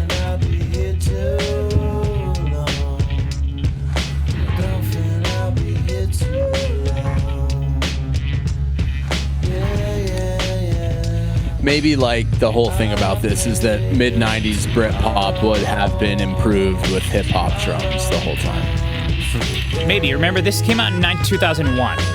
Yeah, that's Like exactly Blur, what I'm. but Blur other than completely that, changed themselves before this. Like, you really need to separate the Blur Britpop thing from what we're hearing now. This has like nothing to do with it. how can you? But how can you? The song is the same. It has nothing to do people with with that, though. British accents. If that's what you're hearing, then I don't know how to help you hear it any differently. I mean, I was saying earlier, it sounds so British, and not because of any accent. I'm like there's something backing musical. Parker up Yeah, on this. and I would like to wait till the song stops and then discuss why you think that. I want to talk about that. Because I wanted to ask Cody. I wanted to ask Cody how he felt it compared to the Blur stuff he's heard so Yeah, far. because we did just do a Blur video like 3 days ago. Yeah. Okay, that's it. But you can hear the bass actually stop here. Oh, I love that. Because you're like, there's no way that can be like from a bass guitar because it doesn't produce sounds that low, but they put the bass and then pedals and stuff on it to make it low. And then one of the cool things about how this part of this album was made was while Damon was in the studio working, there were several other people working in the same studio and other rooms and stuff, creating very famous albums that were being made at the time, including Deltron 3030, which is a very famous hip hop album that was the solo album by the De La Soul, the guy, one of the rappers from De La Soul. But anyway, there was this old Jamaican reggae musician who came in, and he taught Damon Albarn a lot about how to get really low frequencies out of bass guitars and stuff. And he actually performed the bass on a bunch of the songs on this album. And so it was done by this reggae legend guy, and then that's where a lot of the dub reggae influence came in that didn't really exist before that. And then after that, Damon Albarn really fell in love with South American music and stuff, and there's a lot of influence on that later on. And then they traveled into the Caribbean and stuff to make music and whatnot. And there's a whole chapter in the Gorillaz book about how the Gorillaz moved down there to make music and stuff. So it's kind of a cool thing, and that's how some of the low end on this album was made. But so first, I want to say, Cody, how do you feel about this compared to the Blur stuff we've heard? Do you feel a difference? And then I would like to know why you think it sounds so British, because to me. The most British thing is Blur. They are definitely the most British band I've ever heard by a mile. Yeah. And this, to me, is so much more the accent's almost completely gone.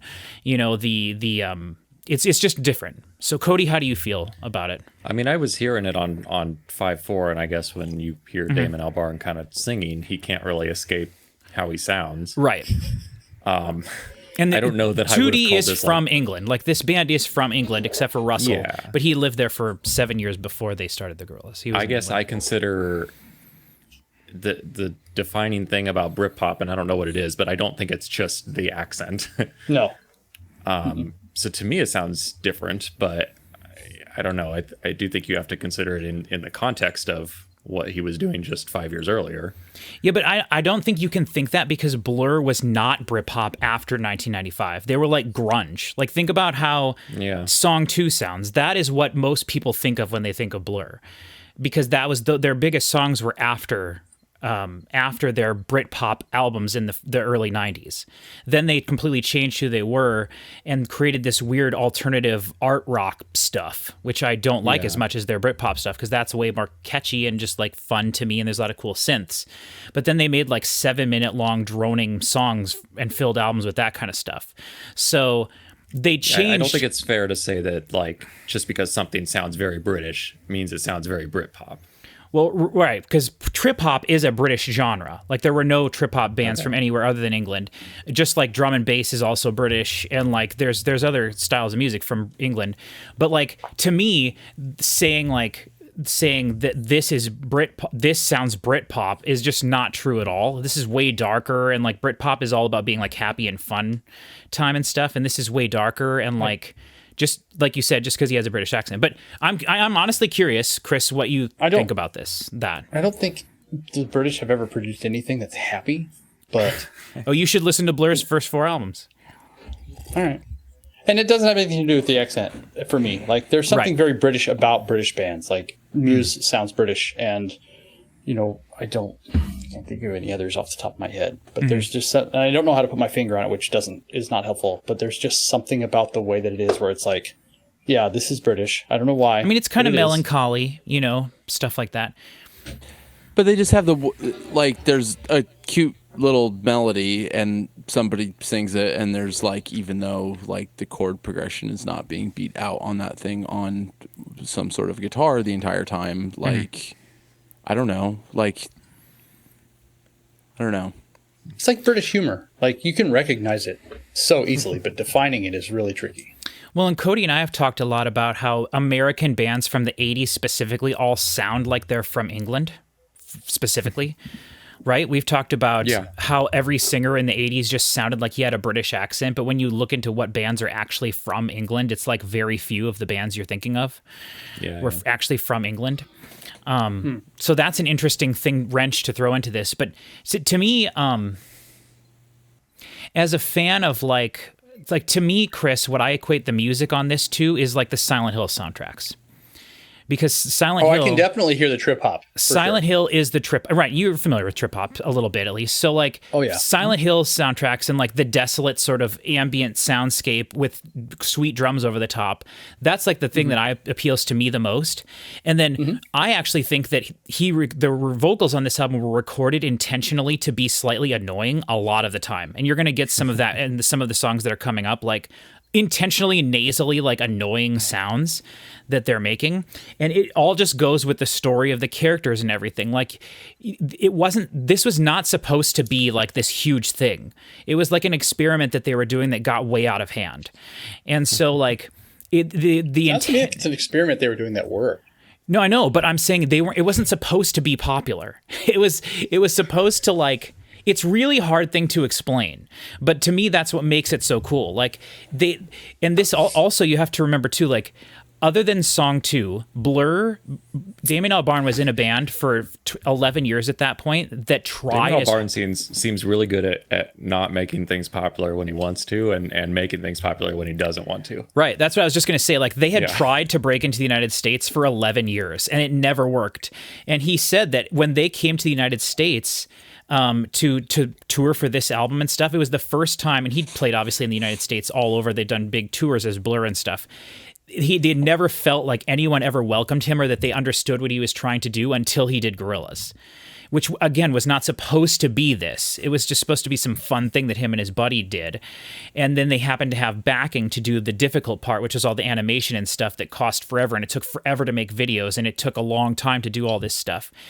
And when you watch the documentary, that Bananas documentary, you can see multiple times in there where Damien Albarn is like, I don't give a crap about any of this animation stuff. I don't care about the characters. I just want to make the music. And so he wasn't even necessarily on board for all this or anything. And then it became this huge big thing. But that's kind of getting away from what we're talking about. So I don't want to just seem defensive about this because I obviously love this and it's like an important album to me. But like being a fan of Blur and like comparing this to Blur, like the only thing you can say is the timbre of his voice. Everything else is so different. And in terms of like Britpop, like the other Britpop stuff that I know is like, I guess Oasis and like Wonderwall is like such a different type sounding thing than this. I never compared it to Britpop. I don't know anything about Britpop. I just think British in general is what it's British in general, right? I mean, and it is British, and they're a British band. It is. So yeah. And this was my favorite song on the album so far. Yeah. Okay. Cool. Great. That works for me. Yeah, me too. Now we might be getting to some of your least favorite song on the album. We'll see what happens. Okay, this is track 4. In 3, 2, 1.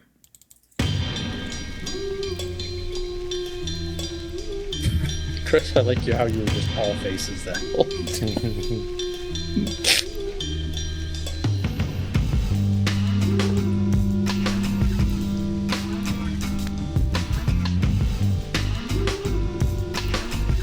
My headphone's broken.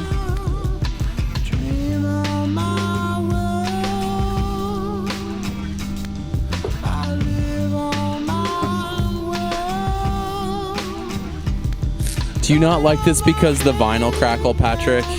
Oh no, that's what trip hop is all about. That's Portishead 101. Yeah. It's a lot. It's a little overdone. It's a little overcooked. Oh, I love it. I don't think that could ever be overdone. I like He would rather Portishead's just second listen album. to Vinyl Pops the music. I remember Clint telling me that when they released an album once that started with a fire crackling at the beginning, everyone returned the vinyl because they thought it was this sound. And then they had to put in a disclaimer on the disc itself. They had to attach a sticker to every copy they sold that said the album's supposed to start with a fire. I'm telling you right now, to make fire sound like you would expect fire to sound is such an incredible pain in the ass. Oh, I'm sure. You should have just used some vinyl cracking. Yeah, these vocals are not doing it for me.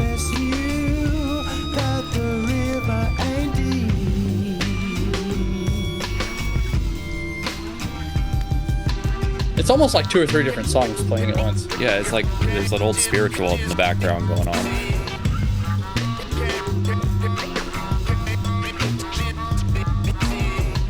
This is very trip hop. This is very Portishead. Which, by the way, Portishead's the most famous and best trip hop band. And to every Massive Attack fan out there, screw you. Portishead is way better than Massive Attack. I figured that at best had to be pretty loaded with something.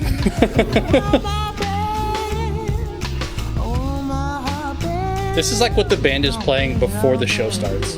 Like they're just on stage, just noodling around on their stuff and making up improv lyrics.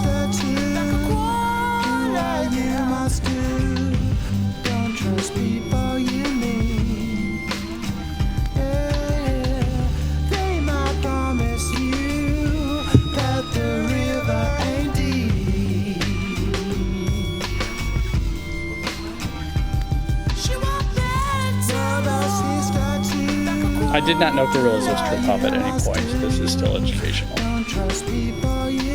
So all these vocals you're hearing are all done by Damon. Or 2D. Right. Which, in Blur, he does not use his falsetto voice very much.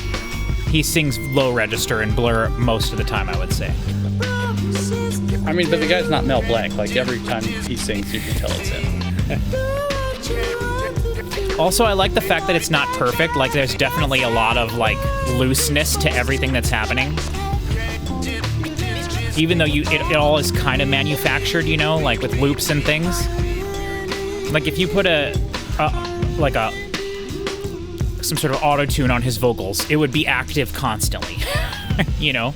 I didn't notice his vocals being, like... Right, and I'm not saying it's wrong. I'm just saying it's very Yeah. human in that aspect.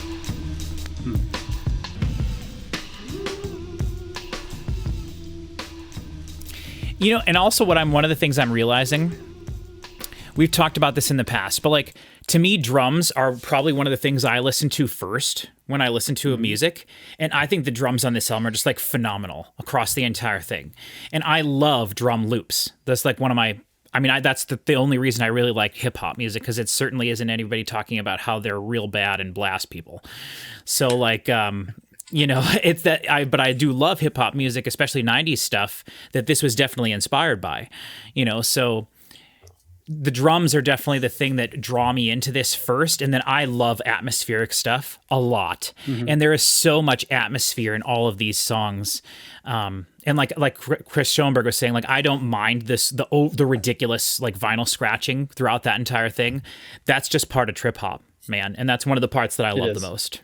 So I liked how I don't know if it was the drums just flat out or like an additional percussive elements that were like hard left, but the delay would just hit over on the right side. Mm-hmm.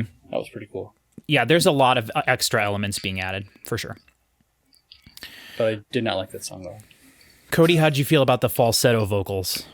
I got kind of used to it by the end. It kind of threw me off at the start. Yeah. And I will also say too, this is not an album that like I loved immediately. I mean, I definitely liked it, but it took me years to really appreciate it on a deeper level, I think. And there were several songs on this album that I didn't care for as much at first that I did grow to love. And that was one of them, because I didn't care for, I hate when Dan Auerbach uses his stupid falsetto, which he does all over Brothers. Like half his vocals on that album are falsetto vocals. But in this case, I think it's partly Damon trying to be different than what he was in Blur, because he does sing with a much lower register voice a lot of the time in Blur. And he also does more like yelling and stuff, although we're getting to some of that's coming up. So I think he is intentionally trying to be different than what he sounds like normally in Blur. And the overtly Britishness of Blur, at least the stuff Cody and I have listened to, that gets really tamped into submission on their next two albums, which are the two albums that came out before this album. So, and then before this album came out, Blur basically broke up. And then 2 years after this album, they released one other Blur album that had their guitar player not being a part of it at all.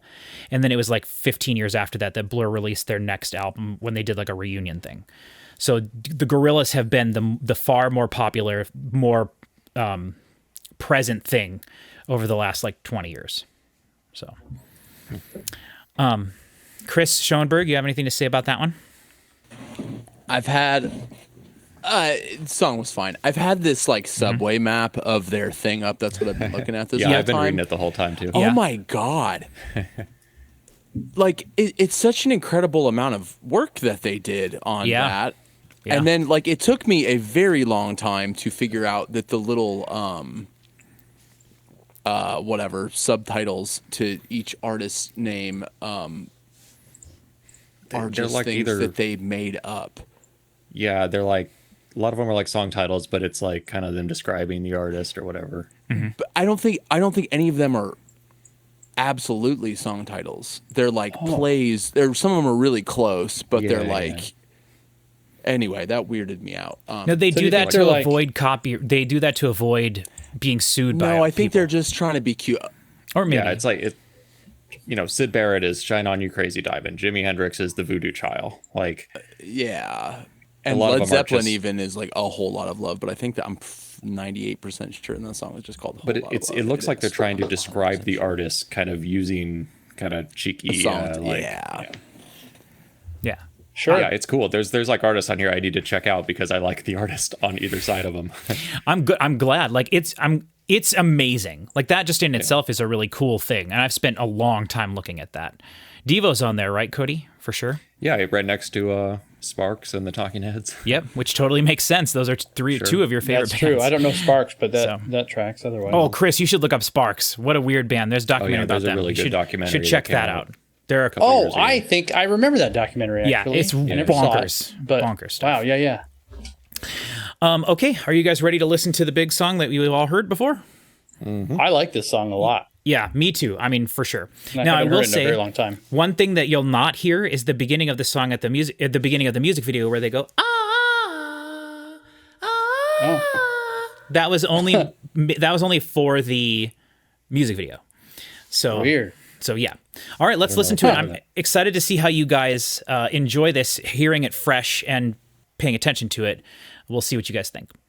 Okay. In 3, 2, 1.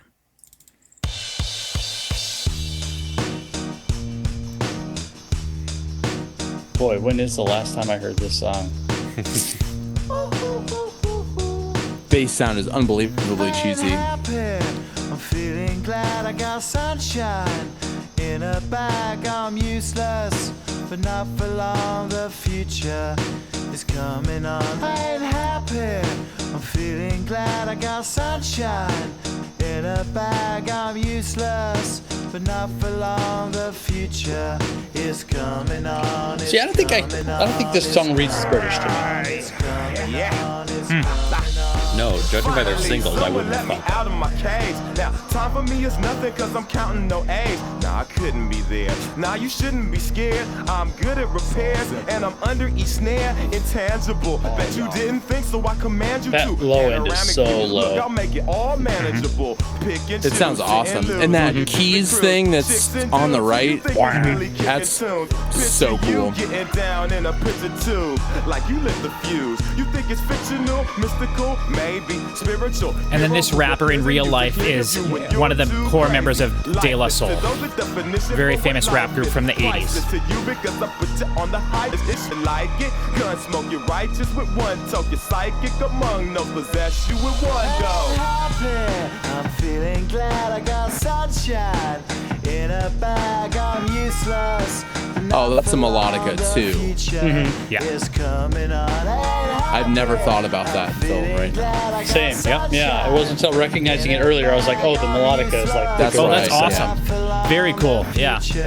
It's coming on. It's coming on. It's coming on. It's coming on. It's coming on. The essence, the basics. Just thinking about how much of the song you'd hear if you listen to it on laptop speakers. It's like 20%. Yeah, I'm hearing a lot of things that I've never heard before. Every sprouting tree, That's every awesome. child of peace, every cloud and sea. You see with your eyes and see destruction and demise, corruption in the skies from this enterprise. Now I'm sucked into your lives through rust, so not as Censored? muscles, but percussion. Yeah. Yeah. I believe it.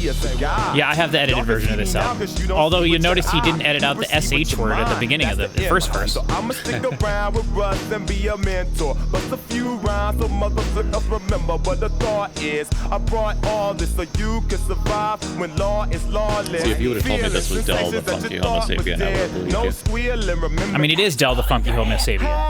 Oh, it is? Okay, Yeah. there you go. Yeah. From De La Soul. Okay, he was in De La Soul? I didn't know. Yeah, yeah.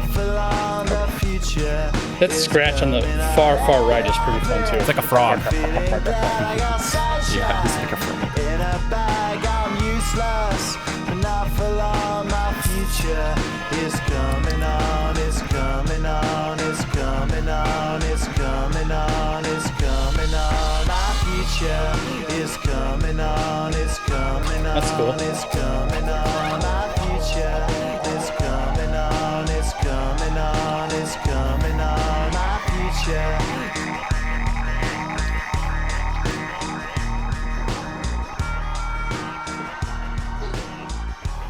Oh, a 15-second fade out, huh? It's a really long. Yeah, You can't tell, Get but that I've board got on out. my fade outs board. Yep. I also Bet don't you have do. the chalk. Probably do it with a knife, I bet. I don't have the chalk yet, Cody. So I'm gonna have to just pretend. I'll add it digitally later. But like, I mean, I don't really care what Patrick thinks about my opinion, but so far, so that's the 5th song, Clint Eastwood, and that's the first one that doesn't sound like Sad British Boy with an acoustic guitar. Yes. Thank you, Chris Parker. That sounds like a real song. Now, we can fight about that, but but I just mean like it is definitely a step above everything that's happened so far. yeah, but okay, and like I guess that what we've heard so far is what I think most Britpop sounds like. I think that's what Interesting. I think that's what Chris Parker and I think we were agreeing without even knowing it. But that song, just like the way that the melody hook, the chorus thing, which is the first thing in the song, which is interesting. Because there's But 2 like verses. I don't know. bridge. Everyone knows that I'm not enough of a music person to really tell you about why that sounds different than it does. But it's not some little dinky 4-note major scale melody. Like it's different, and that Yeah. that's It's one of those things where it's like you listen to a band's first album and you're like, and then you listen to their second album and you hear how they've evolved themselves and they're know what they're doing, and they've got like it just feels so much stronger. It's like this is the second album song on their first album. and that might in a lot of cases I think that's what they thought they sounded like in the first one, and finally they like actually figured out how to do it. But That's an interesting. you way of putting it. you I like could have that. told me that those first 4 songs were Blur songs and he just did the demo with the drum machine, and I would have been like, okay, sure. But then that one is different. Yeah, uniquely different. And I think what you might be pointing to also is like, in terms of the identity of Gorillaz, that one is like, this is what Gorillaz sounds like. Yeah, maybe not. I mean, Patrick can be the judge of that, but Yeah, that's fair. You did say they're different every like album. from how everybody else in America came to know what this band was, like, yes, I would. Well, have to Patrick agree said with you it's on like everyone thinks Gorillaz are just rapping over like trip hop music, Or and hip-hop. like That's fair. The yeah. Gorillaz are a rap group. yeah, they're a rap group, and so like I guess it's not really fair to characterize them like that when you hear every for every one of these songs there's 4 that are not like that. That's fair. I didn't even think about the rap aspect of it because I don't know. I don't know. I was getting way more of a trip hop vibe from the last song, and Yeah. I'm not the best person to talk about that genre, but like to me that was a pretty big diversion from the Britishness. But I think one for sure. Yeah, one of the things to keep in mind there is like that song would be easily performable live, right? Like everything you were hearing was like You do love to point at that. it could be like a band that like a bass player, drummer, guitar player could play that whole song. And then if you had a piano off to the side, boom, you got everything basically. There was some neat, I love how as the song does build, but it really builds subtly. And I like how at the end there's like dub, like delay things like wop, wop, wop, wop, wop, wop, wop type stuff, and they're blooming reverb and stuff. And you don't even really notice it. I mean, I noticed it because I've heard this song a million times. And so like I pay attention to stuff like that more. Towards the end though, it really feels like the song is getting bigger and fuller and the space is being used more. And that's from all these weird effects and things happening. So that's really cool. But at the core of the song, it is guitar, bass, drums, vocals, and then piano maybe. Whereas like the 4 previous tracks we've heard, in a similar way to that song, where it's basically the same thing, just for 3.5 minutes with different, like 2 different vocal parts, a verse and a chorus that's a little bit more catchy or bigger with some background vocals. Whereas I think it'd be much more difficult to perform those first 4 songs live because they much more relied heavily on like crafting the song in in the studio, and like it wasn't necessarily like you wouldn't play the drums from that last song live, because there was all sorts of things that would be impossible to do live. So I mean, you could do a stripped down version of it, of course, whereas like the song we just heard is basically like a rock song with like really weird set like sounds, with weird sounds. So like it's a much more simplistic song, even though it is basically the same thing the entire time, just like the 4 previous songs before this. The 4 previous songs before this, to me, have a much more interesting, like, sonic palette that they're laying out for you. Like, it's way more interesting than that song, which is way more straightforward. I mean, I do love that song, but I think it's a way more straightforward song and probably much more easy to digest than their 4 ones. And I'm not saying that it's better or worse than the 4 previous ones. You know, so I'm just... The catchiness of it is everything. For sure. And Damon was sick when he recorded that. Very famously, he had a bad cold, which is why it sounds like he's going, you know, like, and it's iconic. Like, it's iconic. The fact funny. that he was sick, you know? Yeah. So. Patrick, I have a question. Yep.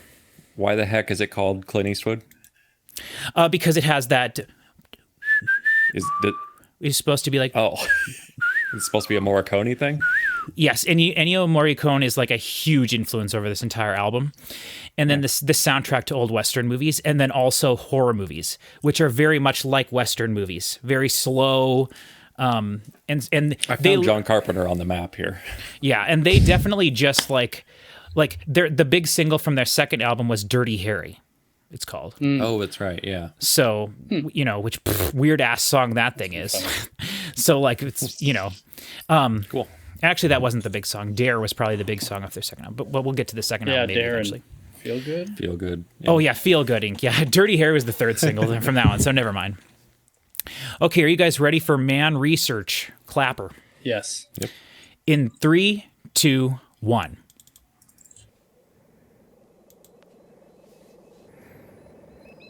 I'm really curious to see what you guys think about this one.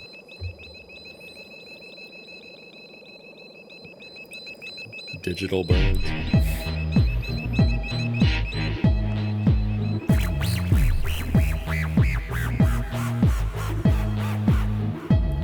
This is a breakfast club. We are back in Britain, let me tell you.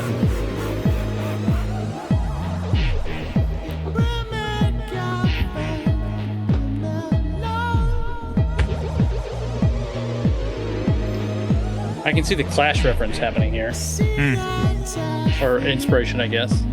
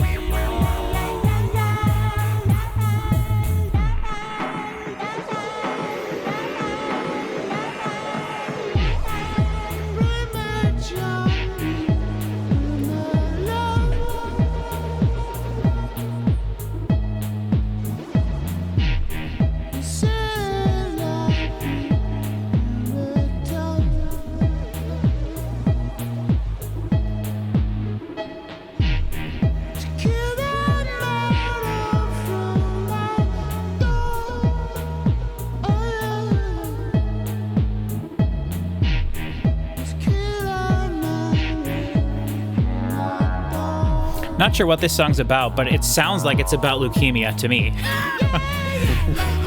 Interesting. Yeah. It's all about killing the marrow from the bone and stuff. I don't recall having heard a single English word in this so far. Oh, I heard some very English words.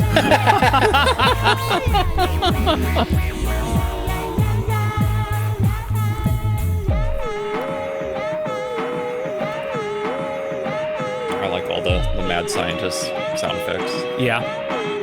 Old sci-fi stuff. And Cody and I talked about how Damon Albarn was very criticized early on in Blur for writing a lot of choruses that are like la-las and na-nas and stuff, just sing-along stuff. And this is just yeah. It's like the most annoying thing in the world, but it's cool somehow. Oh, but this song is Nine Inch Nails though. It's just not loud or angry. Yes, That's so funny. It totally is. It's like the Richard Cheese version of a Nine Inch Nails song. Yeah, there you go. But like that bass line is sweet, but like why do I have to listen so hard for it? Right. The what? Like just make it louder. Which part? The bass line. The bass. Yeah. The bass line. It's pretty loud. Distort it. Make it a big part of the song. Yeah. Again, that's where the kind of the reggae dub part influence comes in a little, I think. But Richard Cheese, by the way, did the famous version of Down with the Sickness, which was the remake of Dawn of the Dead, where they're at the mall. So a connection to Dawn of the Dead there that I'm sure they would enjoy. Yeah. 3 years after this. Yeah. On this map somewhere. Everybody's on the map somewhere. No way. They were around in the 90s, way, right? 9 Inch Nails Oh yeah, is on here. Trent Reznor, the first 9 Inch Nails album came out in 1989. Oh, okay. That's when Head Like a Hole came out, 1989. Get out of here with that ridiculousness. I saw this great tweet the other day that was like a picture of Trent Reznor and his first band, and it was the most 80s thing. Every single character, every single person in the band looked like stereotypical, like new wave, yeah, caricature 80s, and he was just Trent Reznor. Like, this looked exactly the same as he does now. Yep. That's like the first Ministry album, right? Which is like a synth pop album, and then after that, they really changed what they were doing. Okay, so Chris Schoenberg, I'm curious how you're feeling about that one then. I know you said the 9 Inch Nails comment. I did say the 9 Inch Nails thing. I think that's what I think. Okay. I don't know. It was fine. It's weird how quiet it is. It's just like, it's just quiet. Mm-hmm. To be like that hard and that quiet at the same time. It is the dub part of this, the like reggae part of this is like the strangest thing to me because I never experienced that style of music ever. And someone came and made a remix album of this. It was actually 3 monkeys who came from outer space, and they were descended from the monkeys they sent in outer space, like in the 70s or whenever they sent monkeys in outer space. They crash landed on some planet, and 3 of their ancestors came to Earth. One of them, I forget their names, they're in the book, but it's See No Evil, Hear No Evil, Speak No Evil. And they created a whole a remix album of this entire album track by track, and it's called Laika Come Home, which Laika is the name of the dog that they sent into outer space back in the 70s as well. But that is a reggae version. There are full-on reggae versions of every one of these songs, and it's phenomenal. And it's the only Gorillaz album I don't own, and it's very hard to find now. But that when I heard that, I was like, okay, I think I understand a bit more where the like reggae dub influences are on this album. And it taught me a little bit about like parts of the album I wasn't necessarily understanding. So if people are looking for more stuff along those lines, I would check out their album Laika Come Home, which is the second. I think they released that even before that B-sides album, G-sides. Chris or Cody, either of you have a comment on that one? It had a lot of like Sgt. Pepper and like Pink Floyd's weirder tracks vibe to it, of just like hyper British nonsense music. Mm-hmm. That one was my least favorite song on the album for a long time, for sure. Oh, really? Yeah, I really hated that. Yeah. And then I'm like, then I realized he's doing it on purpose, and I'm like, okay, I kind of think that's cool. like the fact that you're trying to be like as annoying as possible. Yeah. It's like, I personally imagine love being that. somebody who likes it when someone's trying to be as annoying as possible. I know, but I don't know. I like that's like snarky British sardonic part. I don't necessarily like British humor exactly, because some of Monty Python stuff, I'm just like, what the hell are you talking about? I think that Monty Python's like a version of British humor that's mostly dead now. It's different. Yeah, that's a different kind. It's the deadpan. But I don't. Yeah. But I really enjoy sarcastic humor, and I think there's a lot of that in this for sure. Okay, let's move on to, this is the song when they performed their first gig as the Gorillaz, Murdoch broke into Parlophone Records or somewhere, and he stole the guy. He kidnapped a guy and made him go to their show. And they played one song, and it was this song, and it's 1 minute and 30 seconds long. And then they didn't play any more songs, and they were signed after playing just this one song at this. Sometimes I don't know when you're start off saying something is if it's a real story or if it's like the backstory. That's literally the point of the entire thing. It's literally the point of the entire thing. I think that's one of the reasons I like this so much. Like, it's so much like professional wrestling. You don't know what's real. You don't know what's real and what's not, and that's kind of what's exciting. And then he got into the limo, and then it blew up, and then it's like, oh, so he's But dead? then the next day, Chris Benoit killed his whole family, and they had to knock that storyline out. Oh, that was crazy storyline. Crazy storyline. These guys aren't exactly like the strongest lore writers. Like, oh, he drove the car into the building and then hit 2D in the face. Well, that's the way I said it. There's a whole chapter in the book. Like, it's way more eloquent than the way... I read it on the Wikia fan page, and it said exactly the same thing. Nah. Trust me, they describe it way better, and it's way more interesting, for sure. I'm just giving you the Cliff Notes version. Okay, so this is track 7. This is Punk in 3, 2, 1.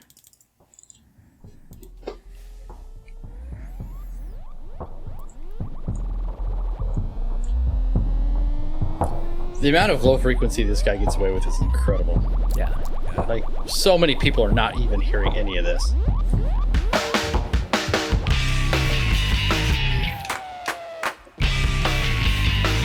Oh, it's Blur. It's just track 2. Song 2. Song 3. Song 2. Don't answer.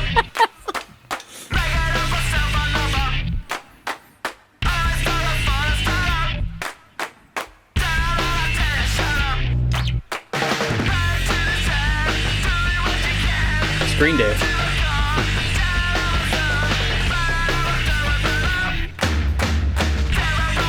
Wow, huge.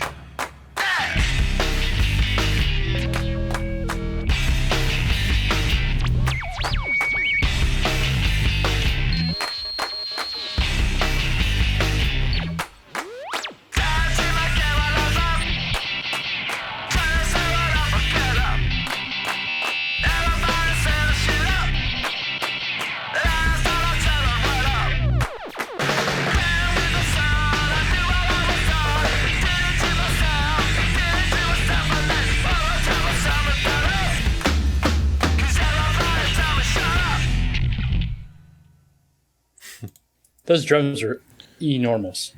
Yeah.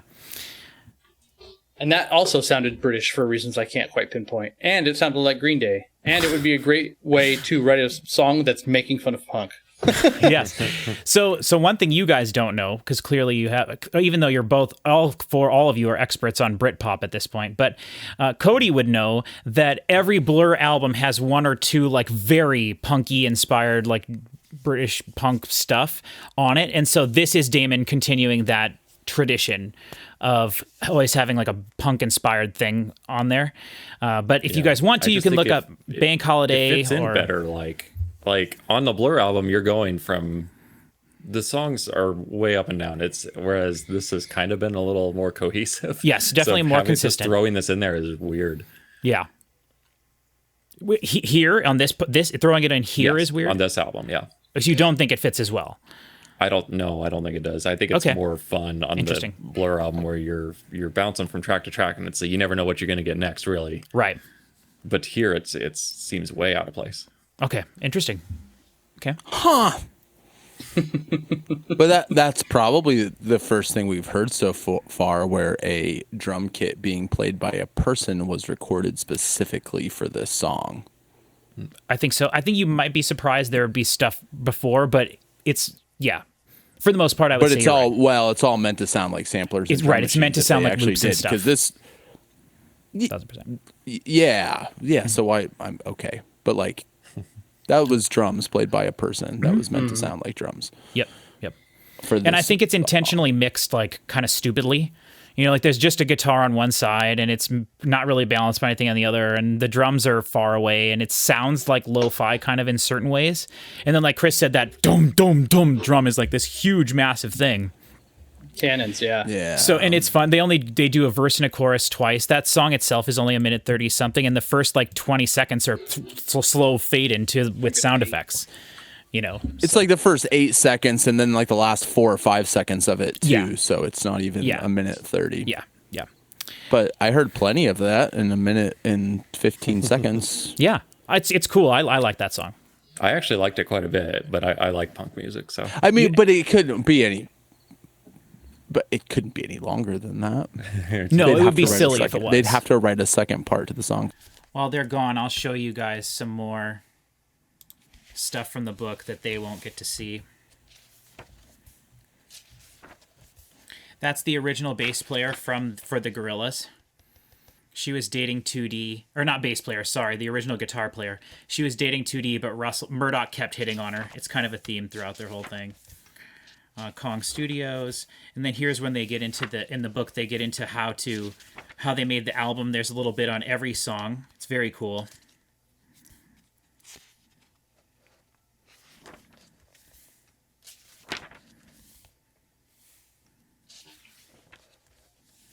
This is the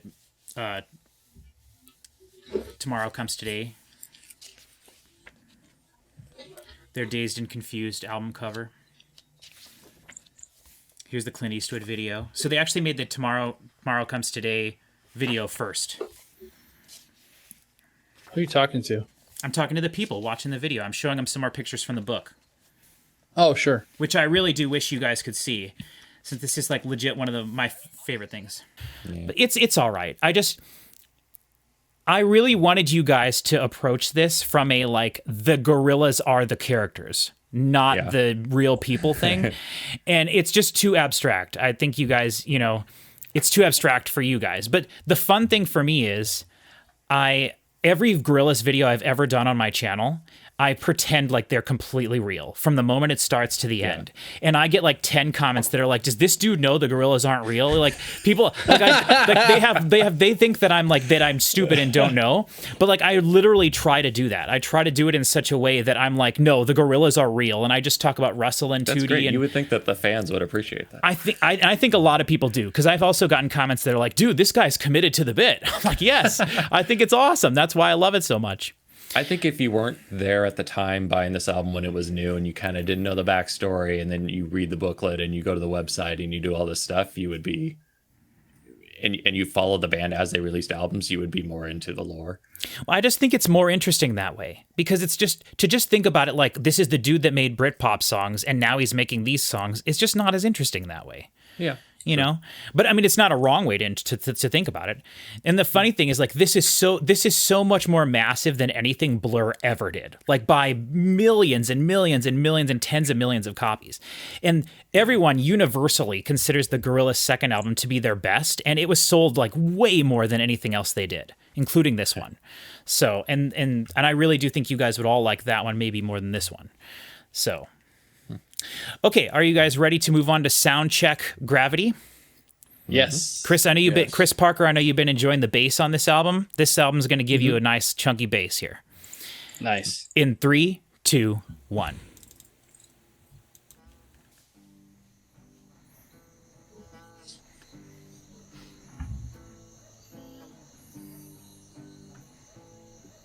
Loves the acoustic guitar on the left. Well, because when a large part of the record is this looped, sampled like idea, you want to have something organic to ground it in, you know?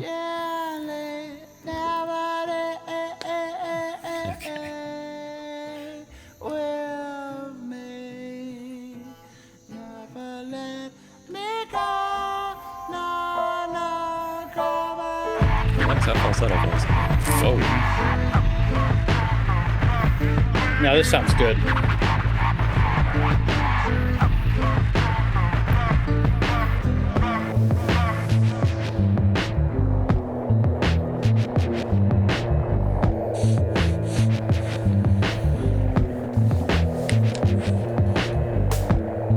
Chris Schoenberg, are you a fan of Yes?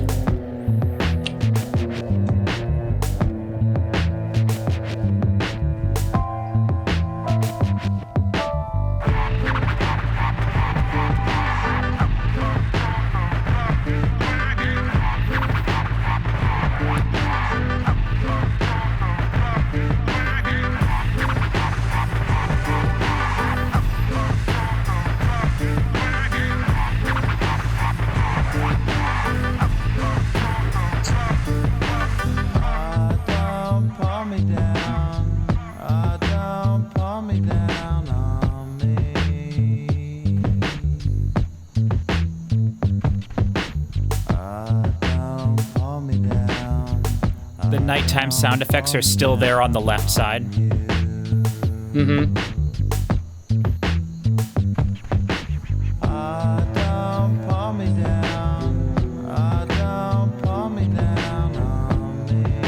I feel like this is the second song where the lead vocals have been like 10 to 20 degrees to the right.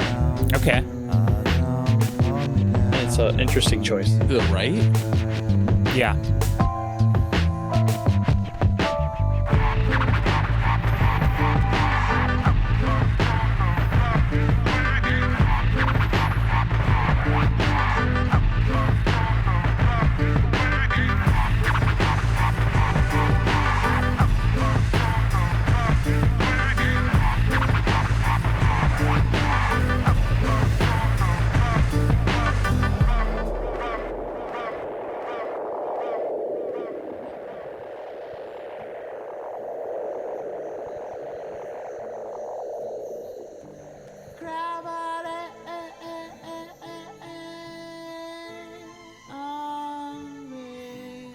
That little violin patch. I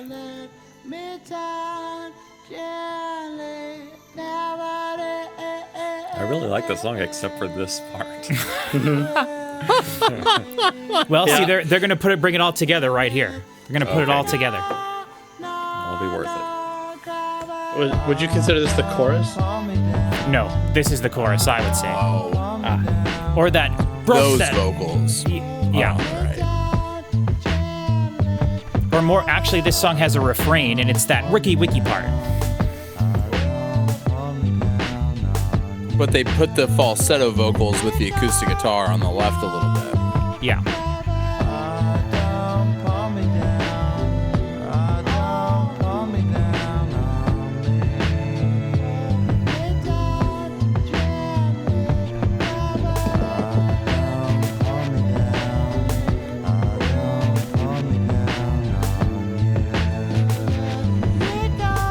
I wonder how Damon does this song live.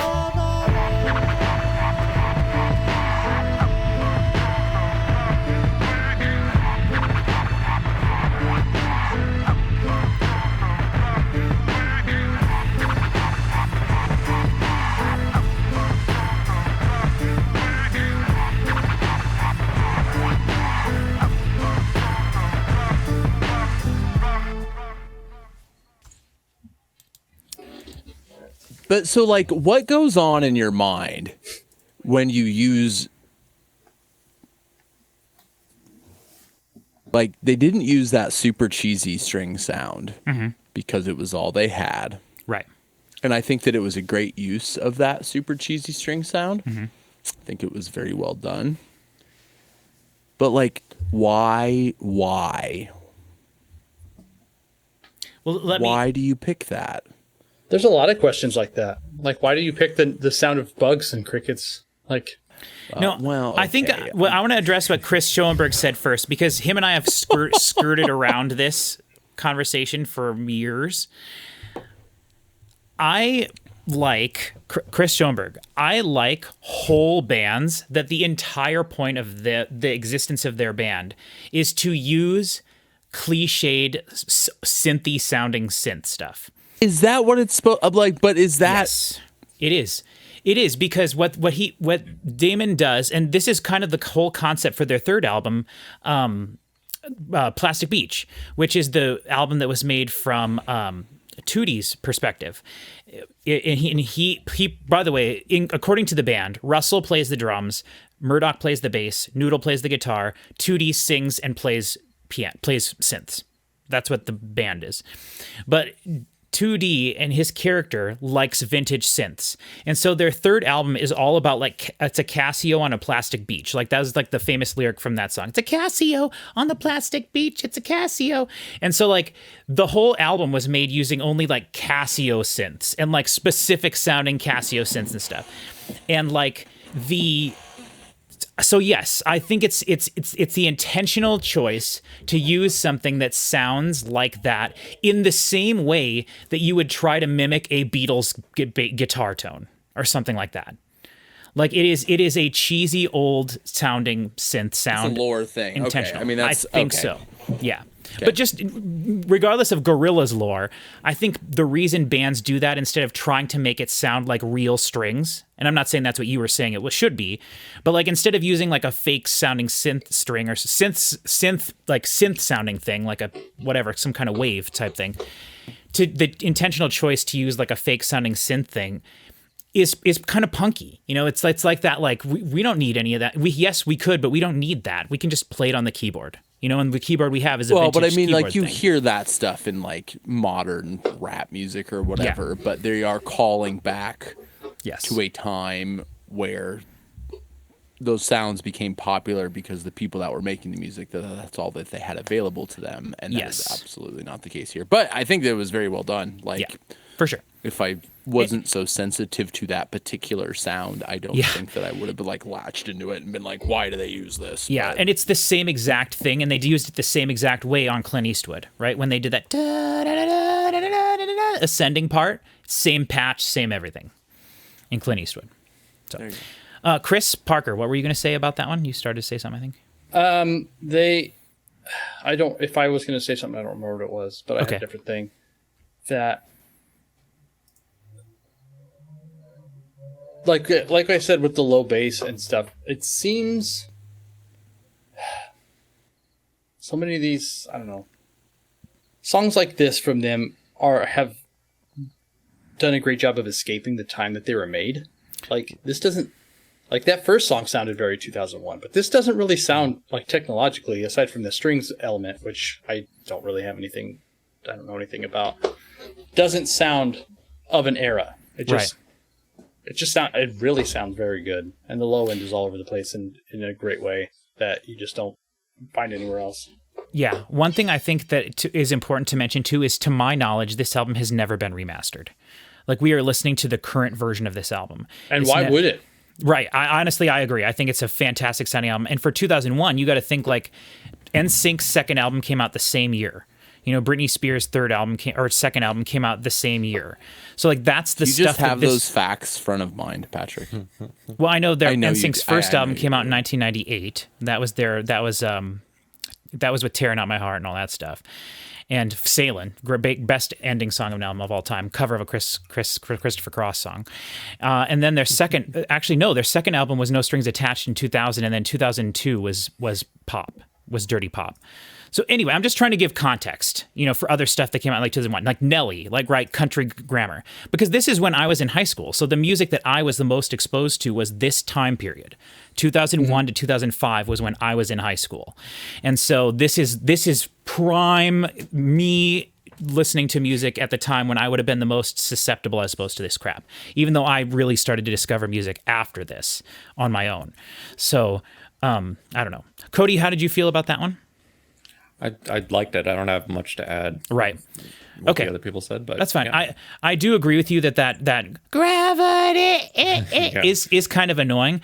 But one of my favorite melodies on the entire album, and I think maybe even one of my favorite vocal melodies of all time, is that "Oh, don't pull me down." Yeah, I love that. "Oh, don't pull me down on me." Like, it's so simple. Like, there's like 5 words in the whole song, and it's so simple, so good. And to me, that is what Gorillaz is.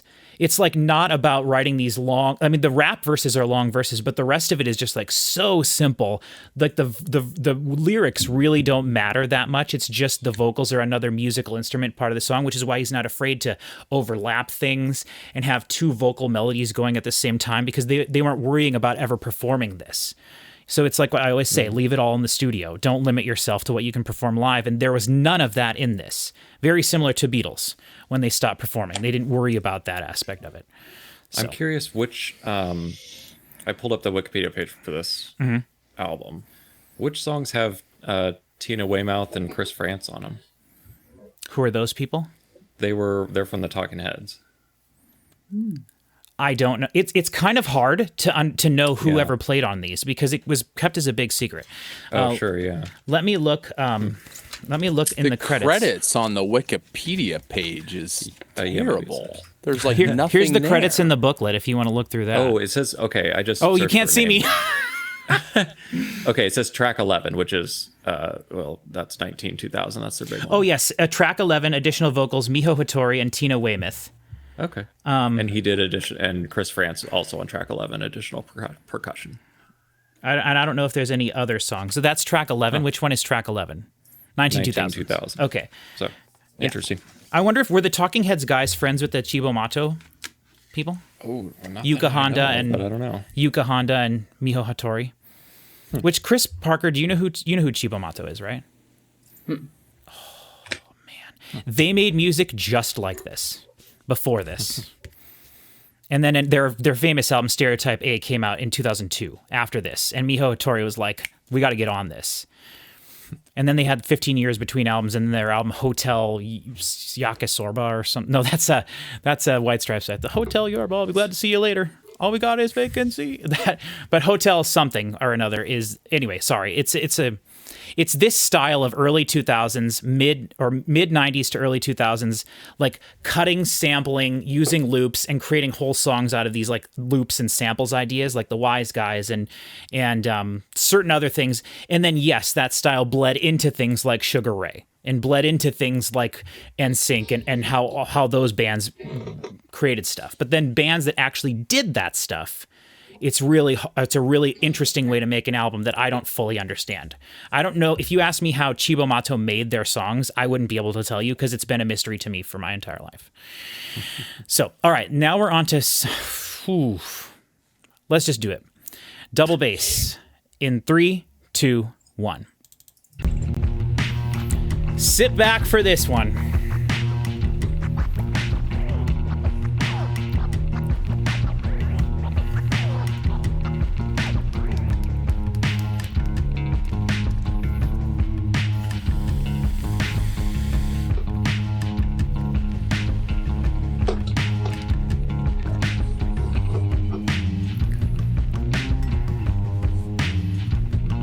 The bass is supposed to be a double bass.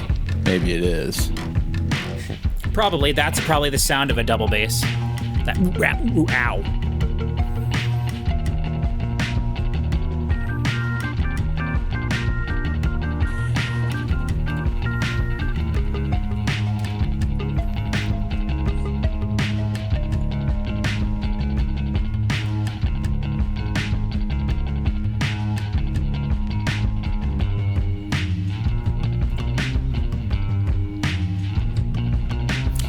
You can hear the pluck of the string. That's definitely an upright bass. Oh yeah.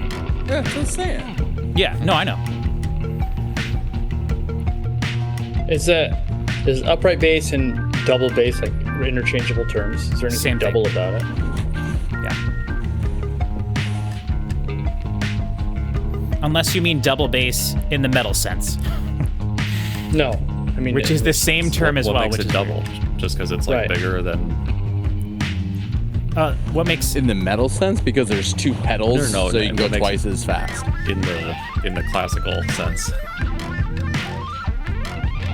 I don't actually know that. It's just an upright bass. Okay. right. That's what I thought, but it's just I don't know double why they call it bass. a double bass, to be honest. Unless there's Okay. there's Why probably is double there's probably more than one bass. called There's that? you know what I mean, like a single bass, double bass, triple Yeah. bass, I'm wondering maybe it's just a lower tone. than a contra regular- bass, something. Google AI says its original function was to play the bass line in ensembles an octave lower than the cello, thereby doubling the cello part in a lower register. Yeah. That's like a... So how do you guys feel about this song? Sound. Because at this point you've already heard the entire thing. I like it a lot. Yeah? I thought you would like it, but the problem is it's twice as long as it needs to be. Yeah. I think there's a I was sample in thinking here because it somewhere. sounds like a great intermission song, but it's almost 5 minutes. That's what it is. And Cody can attest to this. Blur does that as well. They have intermission songs. That's new. Yep. Yeah, there it is. I'll shut up. So we can- I like it when the organ comes in. Oh, now stuff drop. Oh, All of which makes me anxious, at times unbearably so. I'm very British. And also having a British guy narrate over your songs, very blurry. Yes, very Blur. I feel like there was just one British voice from like 1940 until 2015. and it was that one. And he did all the Pink There's Floyd only narration. one guy over there. He does all this stuff. He is all of the Gallaghers. Like, they just sound identical to each other. Yeah, right. He's really busy. I mean, also remember Bono and stuff like that. That's also British. Bono's Irish. There's a. Yeah. It's from the UK. Yeah. Whatever. It's UK.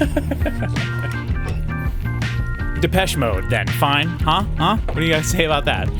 They're French. That's this guy. They're all the same guy. Depeche Mode. Yeah, they bring in a couple guys across the channel to like help out. Work the fryer at the fish and chips place for There's a few also minutes. the Liverpool accent. I don't think that's... No, Cockneyed. I don't know what that. Cockneyed accent. It's a good thing you can't be racist to these white people. Wait, is that a bad thing to say? I don't think it is. No, he's Good- saying you. good- It's not. I'm saying it's a Right, good right. thing that you're not... That you No, can't I understand. I get that. This is absurdly long. Good thing no one from Europe watches this channel. No, we've got a lot of They European might people. on this one. That's why. kidding. That's why we have. Yeah, I know you're. But that's why we have to do our premieres like so late in the day, so people can watch them at 3 o'clock in the morning instead of, 7 a.m. Okay, that just goes ungodly There's long. a lot of songs on here are just titled like describing the song of double bass, punk, 5/4. Yell at us for talking over that song in the comments. Well, we were the vocals Absolutely. essentially. We were trying to lead. Did you guys get to hear that guitar solo? No. The end? Dude, Kirk Hammett's wah pedal was like so good on that. If it was Kirk Hammett, guitar solo that we I talked don't need over. to hear that. Now, if it was the guy from Godsmack, that I want to pay attention to. Go. There's some real don't even know wah his for name. you. Do all the memes. Wah master. Okay, so I'm genuinely curious. You guys kind of all seem pretty positive on the like vibe of that and like the different parts of it, the organ. Just too long. Yeah, it's absurdly long. I don't even understand why it's that long. And the part in the middle where Damon is like, that's a Damon Albarn, and he's like, all of it comes together to make me anxious, unbearably so at times, or something like that. It's a thing. I It's promise a quote. you never need to tell us when someone's speaking or singing is Damon Albarn. I don't. Hey, for people who don't know, Damon Albarn is in like a musical idol of mine for as long as I've like been listening to his music, which started with this, by the way. I didn't know who Blur was until I heard this, and so I own like everything he's ever released, including his absolutely terrible album Nearer the Fountain, the Further the Stream, or some crap like that. Nearer the Stream, the Closer the Fountain. It's absolutely ungodly terrible. But I have all of his music, including like The Monkey and like his play that he wrote, and The Good, the Bad, and the Queen, and all that stuff. But I've always loved his music, but he just went through like a 10-year period where he made just like garbage. And I'm glad he's kind of turning things around now. So, and that last Blur album is the highest fidelity album I think I may have ever heard.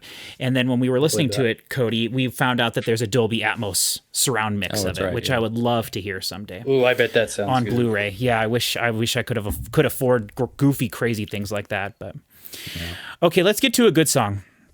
This was the third single release from the album, even though the Gorillaz didn't want it to be the single because they didn't want. Well, you'll see. They didn't want to get pigeonholed into a specific thing. But okay, this is "Rock the House," which actually features a sample from one of my favorite movies of all time, "The Gods Must Be Crazy." And if anyone here, Cody knows "The Gods Must Be Crazy," I'm sure, because it's a thing you would know. But Chris I've seen it and it was good, but I don't think I would recognize a sample from it. Well, it's actually from The Gods Must Be Crazy 2, which is way less popular than the first one, but I love both of those movies to death. But yeah, the other two guys on here, they're not as cultured as us. They don't know anything about that kind of stuff. So, oh yeah, it's like my favorite. Oh, if you know, you know. Gods Must Be Crazy, fantastic. But it's just a small sample thing. Only someone who's like a huge fan would know that even at all. All right, this is "Rock the House" in 3, 2, 1.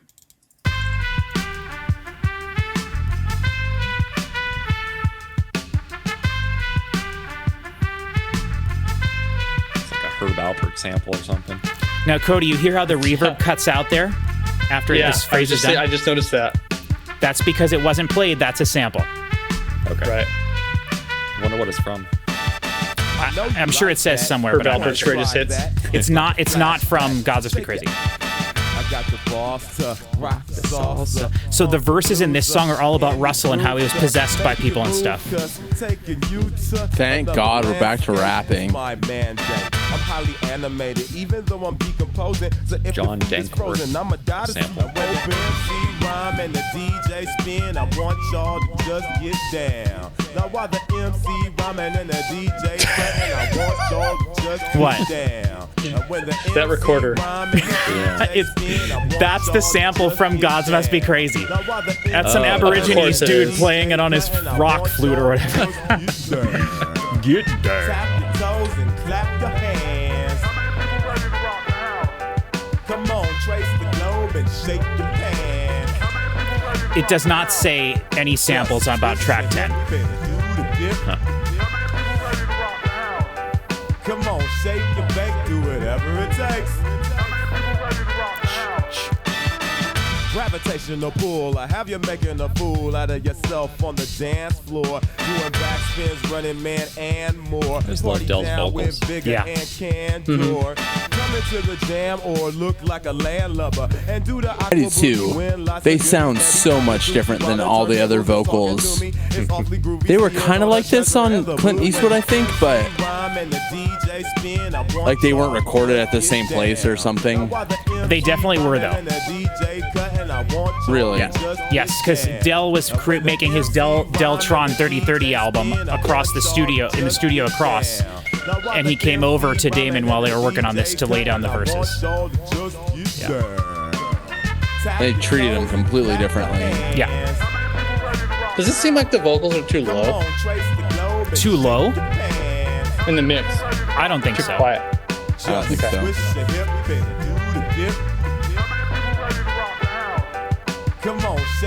That piano on the left, it's so goofy. It's awesome though, and then it's like Yeah. so far away, and that stuff is really cool. While you eggheads is on the wall preparing answers, sharing transcripts, while we over here. He's got such a cool voice. Yeah. Oh, and I hope we get to do more. Their at least their next two albums, because this really dictated where they went in the future. It's in so many ways. Although from the rest of their albums do not use loops and samples like this at all. So. No religion, just Funk to feed on. You'll feel reborn. Negativity, we just I can. By the way, I can do every verse in this song from front to back totally. Oh, I'm certain. Tap your toes and clap your hands. Come on, trace the globe and The music video for this is hilarious as well. I'm not even going to bother to describe it, but there's a lot of thrusting, pelvic thrusting involved. If you know, you know. Come on, shake your bake, do That's where whatever Murdoch's it takes. personality really comes through.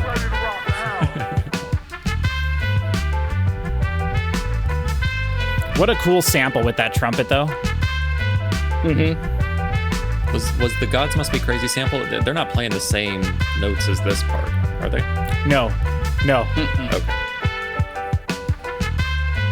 It's similar type thing. Yeah, I was wondering if maybe they heard that and they're like, hey, that's from this other song. Let's put them both in here. Do you think cutting that trumpet sample, cutting the tail off of that was intentional? Oh, yeah. Or unless they... I think it's awesome. I don't know about intentional, but necessary. Yeah, Because you could necessary add for reverb. sure. You could add reverb to that to make it sound more natural. I don't know if it'd ever be perfectly natural, but like, Why I would love you that. go through I the trouble? love They could when have you had can no tell gap between. They could have just the looped right looping into point. the start of the next loop, right? Like Almost. it pauses for like a beat. right, Yeah. which means you couldn't Well, connect. but that it. might would have made it synced up. You would have to extend the note longer. But like, I love stuff like So it that. makes it sound like hip hop, though. Yes, Okay. it's the repeating of the loop. I love that so much. So you guys all enjoy the rap aspect of it? Yes. good. Hey, there were no Damon Albarn vocals on that, were there? No. And that is something that gets way more common as they go forward more, but hey, that's fine. Not everybody is for everything. For sure, like No, it's fine when he sings, but it was nice to have a break from that. And yeah. like, Oh, for sure. Chris Parker and I have talked before too about like how an accent can sometimes be a little too much, and there's no accent more pronounced than Damon Albarn's British accent on the first 4 Gorillaz albums. Like there's just I mean, maybe the Oasis guy. No, Well, I don't even care. You can usually Cody, sing do you through an remember accent. Park Life? Do you remember Park Life? Yeah, Park Life was All the the most British people, so many people. The dustman suddenly rudely awake me. Well, I get rudely awakened by the dustman. I go to the park to feed the pigeons. You can sing through an accent. I know that, but they made a whole song of just speaking. I sometimes go to the park to feed the pigeons. It gives me a sense of enormous well-being. But then, and Cody also heard Arnold Same gets up the same time at the same day, you know. And, or Tracy Jacks. Tracy Jacks works in civil service. Let's get back on track. Okay, so now we're to the track that features the Talking Heads dudes, which, by the way, Chris, his Talking Heads is, I think, Cody's favorite band. Oh, no, Devo's his favorite band. But Devo is, but I like the Talking Heads a lot. Yeah. Talking Heads, good stuff. Yeah. And I don't know much Talking Heads. We need to do one of their albums at some point. So. Oh, Patrick's just gonna get murdered in the comments. Patrick, when you start feeling We too didn't- good about oh, did we do a yourself, whole album of release theirs? a Talking Heads album. Yeah, we did a whole album. Oh my God, that's how little I Which liked one? it.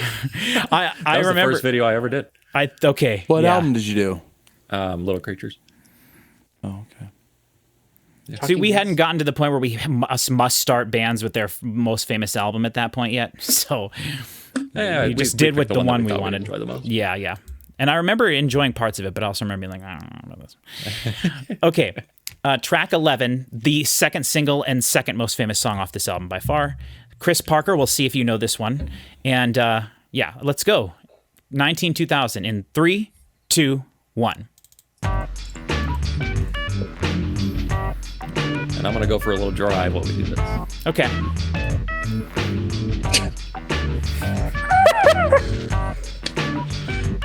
Perfect. Now, don't get distracted by that. Listen to the song. The world is spinning too fast. I'm bound that Nike shoes to keep myself tethered to the days I tried to lose. My mama said to slow down. You must make your own shoes. Stop dancing to the music. I'm Gorillaz in a happy mood. Keep my groove on. I feel like that little beep That must be. melody is familiar, but otherwise I don't think What is Okay. that? I'm looking it up. Just a synth thing. That's not. Oh, a flip. Here you go. Get the cool. Get the cool shoe shine. Yeah, that Get one. the cool. Get the cool shoe shine. Get the cool. Get the cool shoe shine. Get the cool. Get the cool shoe shine.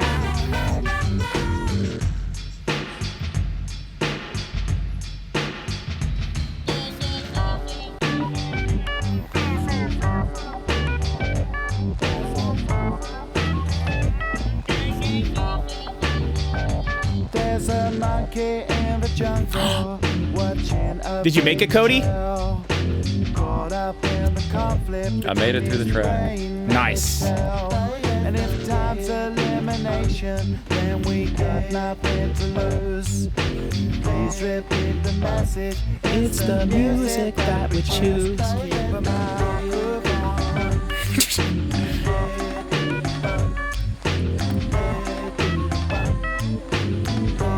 Some of those female vocals must be Tina. Yes, and Miho Hattori. Yeah. I mean, Noodle. A couple different ones. They're all Noodle. Okay, bring it down, yeah, we'll come back out. Get the cool. Get the cool shoe shine. Get the cool. Get the cool shoe shine. Get the cool. Get the cool shoe shine. Get the cool. Get the cool shoe shine.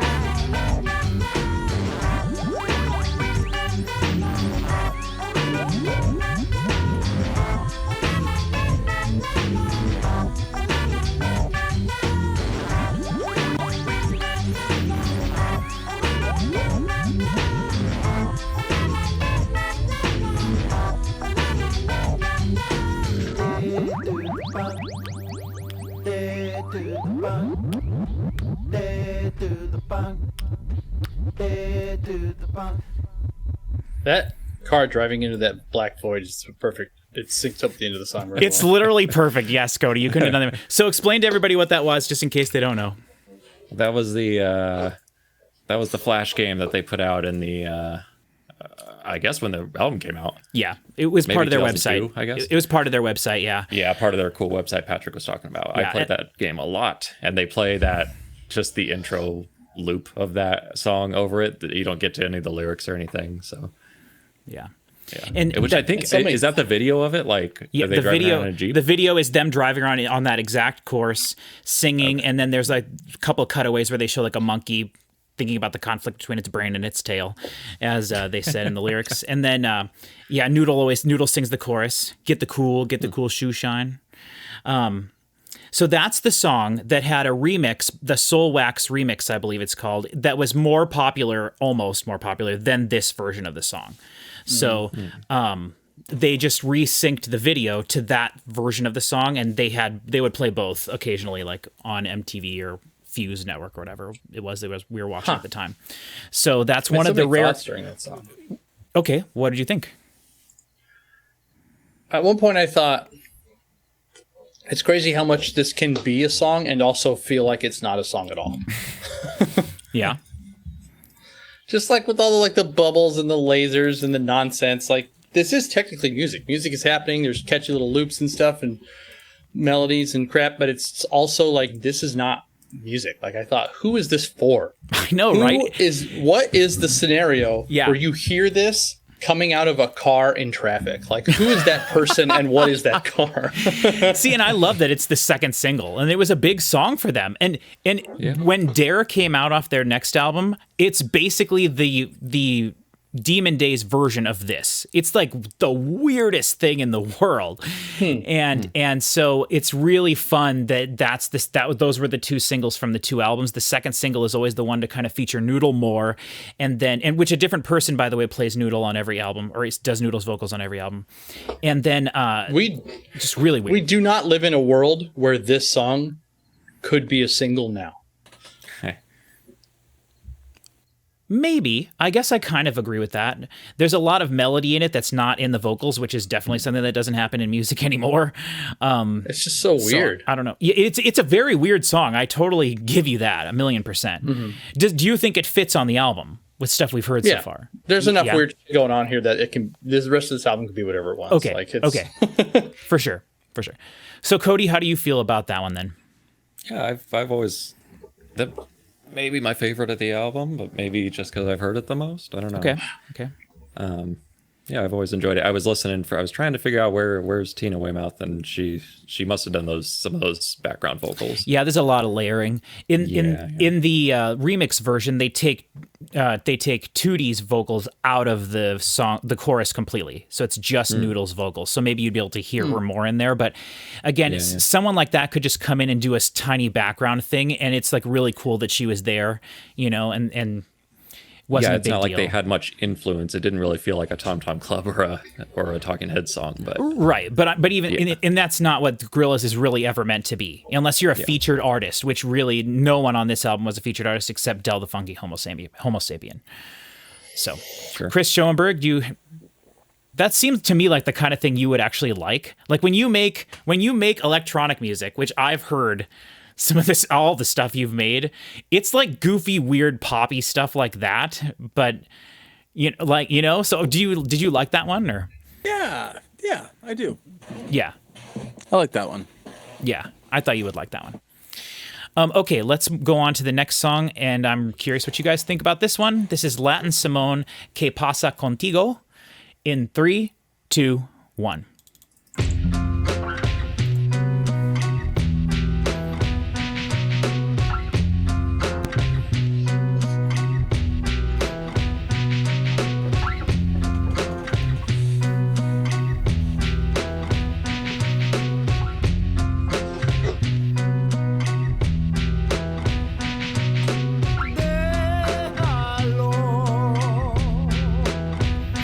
There's some Muse in this song.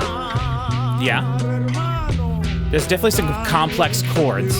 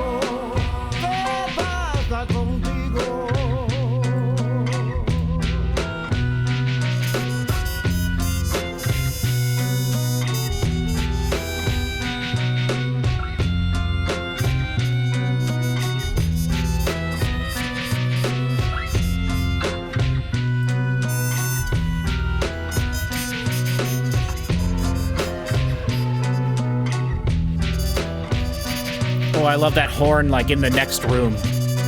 Yeah. Weird.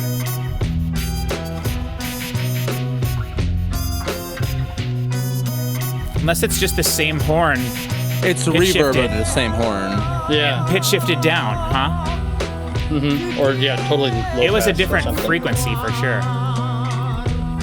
No culpes tu alma calzón. Tienes una vida preciosa. ¿De qué sirve si solo muerte sobre necesidad? ¿Qué pasa?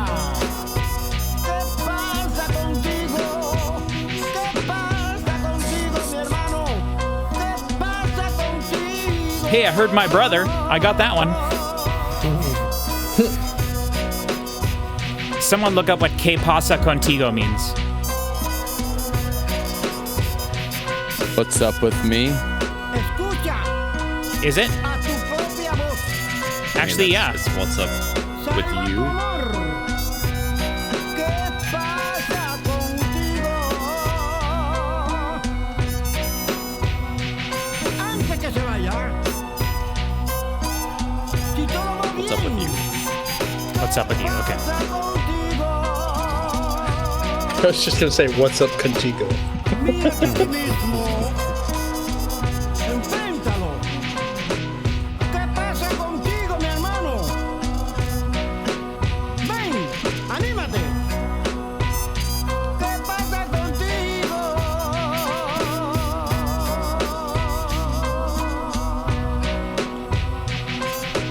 And so this guy was in his 70s when he recorded this. Sounds about Yes, like this that. was in. Thanks for looking it up early, you cheat. Oh, sorry. No, you're fine. No, I'm just totally giving you crap. This was, I believe, this is the last recording he made before he died, before he passed away. Oh, interesting. Yeah, when they were recording this, they got one full take of him performing the song live in the studio with them like recording him with really high quality cameras, and then whenever they perform this song to this day, they have the video of him up there using that audio, and then he just sings the entire time like that. So yeah, that was the guy's name is Ibrahim Ferrer, and I guess he was a very well-known Spanish language singer. Yep, and this is one of the things that I think kind of helped kickstart Damon's like love for world music, and he just traveled all over the world doing all sorts of stuff after this. Once the Gorillaz got popular enough, he basically could do whatever he wanted, and he traveled all over the world. He has albums and songs that he's recorded with like African tribes. He did a whole opera in Japanese. Like he's got all sorts of really cool projects that he does around the world, and that's why he meets all these people, and then they come be on Gorillaz albums with him and stuff. So it's really cool. There is a version of that song where Damon sings the entire thing, and that was how the song was originally supposed to happen. But then they got this guy to be able to come to the studio just to see what they were working on, and they asked him if he would sing on it. And he said yes, so they reworded the whole thing in Spanish, and then he sang the whole thing while he was there. And it was like very not long after that he passed away. So very cool. Anything about the music there? I think it's. I wish there was a little more variety to what they were doing, because it's basically the same thing the entire time, but it's very well recorded. The muted trumpet is incredible. You know, it's just not that interesting, really. Once you hear the first minute, the next two are basically the same thing. So, okay. Now on to something completely different. This is Starshine. Now, Cody, this is not Good Morning Starshine, the Earth Says Hello. This is a different song, although they could totally do that. But okay, this is track 13, Starshine, in 3, 2, 1.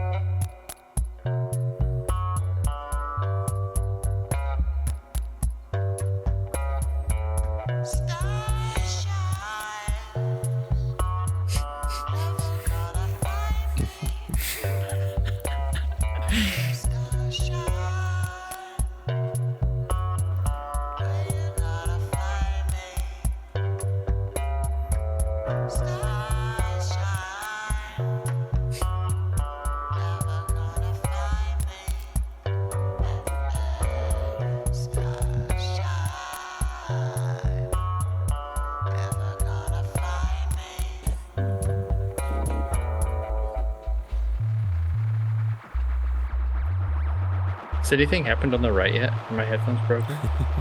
No. Just reverb. I mean, there is reverb over there, but yeah, no. I do like that whoever mixed this is a hi-hat on the left person. That is the correct way. Yes. The whole Everything record. else on the left too. But yes. Yeah, whoever is this likes the left a lot. Yeah.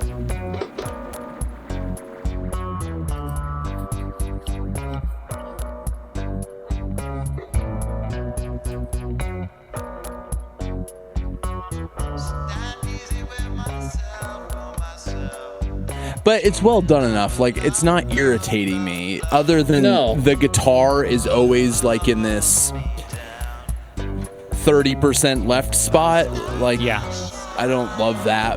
But this is not irritating because it's which is pretty crazy if you left. think about it. Yeah.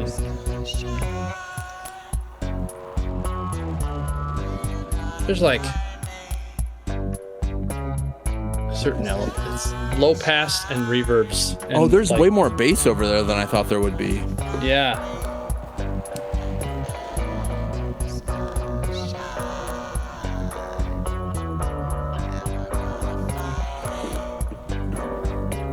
Cody hasn't said anything the whole time. What's to say? I don't know. Oh no, this is the whole song. Yes. It is. Oh. Yeah, I know. I don't know. This is not one of my favorites. You sound so belabored trying to sing it. Well, Tootie probably had a bad day that day. You know, Murdoch was probably doing something to his leg while he was trying to record. It's like if the baby from Eraserhead could talk, that's what it would sound like. The only reason I even know what that is from the Dead Kennedys, but you should watch that movie. It's awesome. Okay, so not one of my favorites. It's now awesome I'm mad about the panning because it never changed. It never changes. I thought it was gonna be a real song. Yeah, no. Thank you for using that terminology. I do sometimes walk around. Hey, I say that kind of crap all the time. You guys get mad at me. What do you mean by a real song? No way. Well, you say it about stuff that's good, though. Like Pink Floyd. I'm like, when did they do a regular song? You're like, what do you mean by regular? I'm like, you know what I mean. But sometimes I will find myself walking around the house going, Starshine, never gonna find I mean, it kind of gets in your head. It does. No, but and the bass line is sweet. Oh, yeah. I mean, I don't even remember what the lyrics or what the vocals were, but yeah. I love that like overly like synthy sounding synth thing. That wop wop wop wop wop. Wop wop wop wop wop. It's such a cool thing. But yeah, the fact that nothing balances anything on the right side, it's weird. It's unconventional. Very unconventional. Mm-hmm. Okay, now let's go to a much more conventional one. Do you guys remember what my favorite song on this album was? Why are you trying to make this video go so fast, Patrick? Because I realized that it's 11:20 and we've been recording for 2 hours and 41 minutes. I'm good forever. We've been recording for 3 hours and 50 minutes. Well, we've been recording for 2:41, but we've been here for 3 hours and 41 minutes. Yes, and I love you guys, and I would spend as much time as you guys want, but I'm trying to get you guys home early. So, which early would have been an hour ago for Cody. I'm already home, and it still doesn't feel early enough. I know. But I think we'll have more to say about this one. This is my favorite song on the album. I absolutely adore this song. So let's listen to Slow Country in 3, 2, 1. For your sake, this better be like a real song. I hope you guys like it. I expect a slow country song. All right.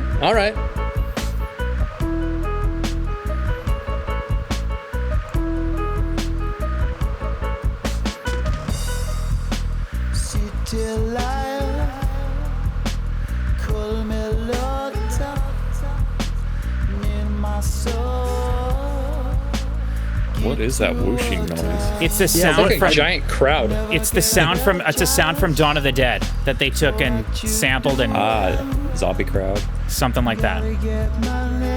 I'm pretty sure. I'm not distorted. I could see that. Oh, there's the same hi-hat from Clint Eastwood. Or whatever the symbol. They've done something interesting to that crowd sound now. It's like a totally different element. It's honestly kind of bold to take that much just noise and put it into a song. Yeah. I love it though. It just gives it this background weird thing.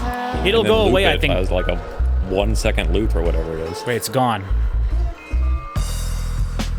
Kinda. When it comes in, it's like a cymbal crash, and it just keeps going. It's like a wave, an ocean wave. Yeah. You won't get my name. I'm doing what you love. I'm moving out of city. Bitter of a second chance. Get a lot of problems. We get a lot of problems. Crash cymbal, excuse me. I like this part. Yeah, I love it. Can't stand your loneliness. Can't stand your loneliness. Can't stand your loneliness. Can't stand your loneliness.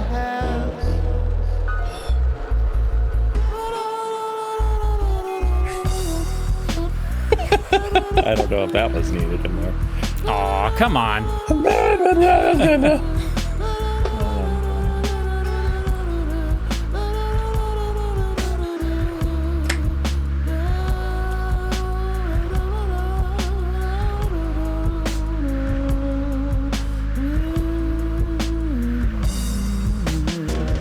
Can't stand your loneliness.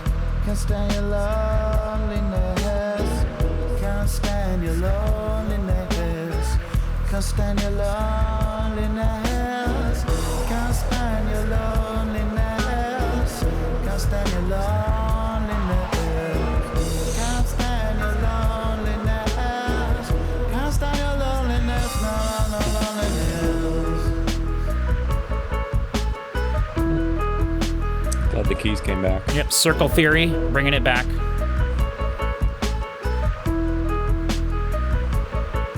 The song feels long, but it's only 3.5 minutes. Yeah, it's because that thing keeps repeating in the back. It's that drone. Yeah, that thing did not need to go on. It's cool, but Oh, I love it. I think it was inspired. It is definitely inspired, but it doesn't need to be there. But it's stressful. Like it Yeah. wears you out. Oh, see, I disagree completely. I think it's calming. It's like ocean waves. It's washes over calming. you.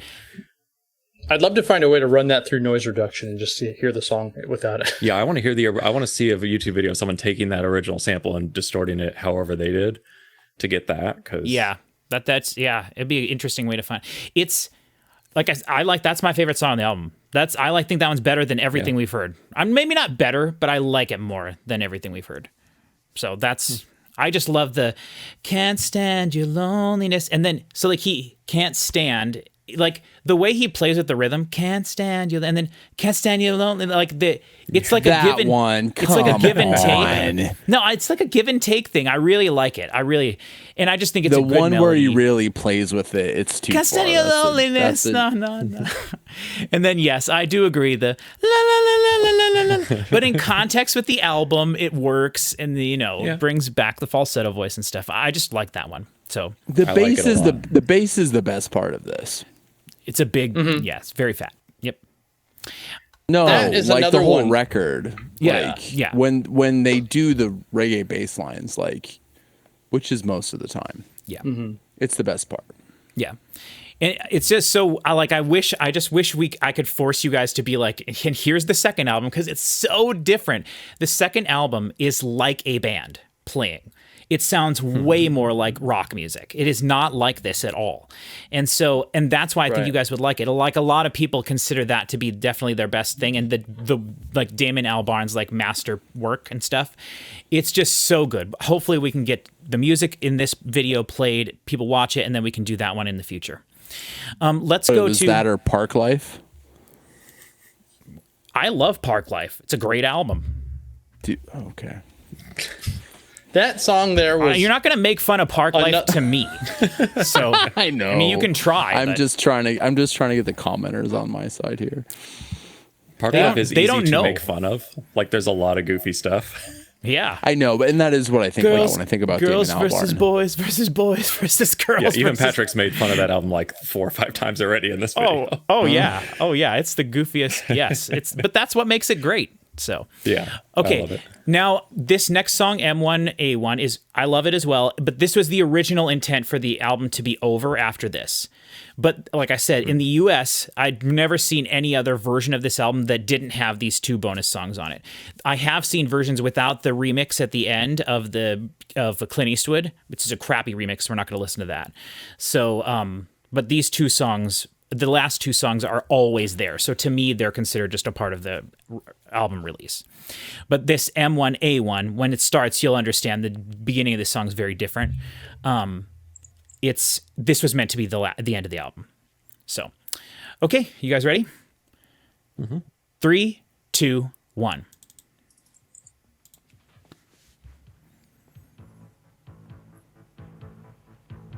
M1 and A1 are both names of interstates in the UK. I believe they're also Isn't different types of M1A1 bombs. a gun? I don't think so. It's a bomb. It's a type of military bomb, I think. There's an M4. I know that from my Metal Gear days. M1 Abrams.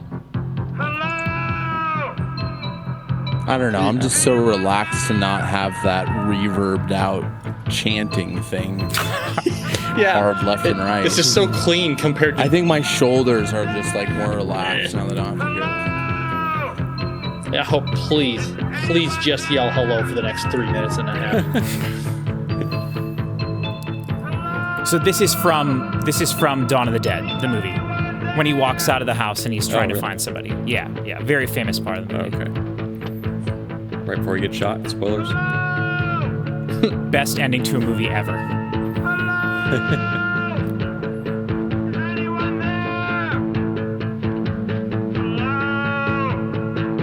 That's not true. I do like The Happening.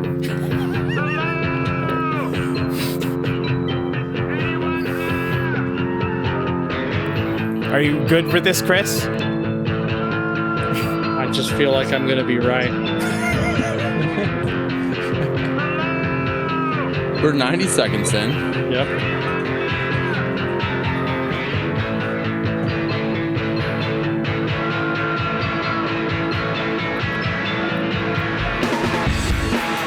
Oh, good. Okay. We've got music here.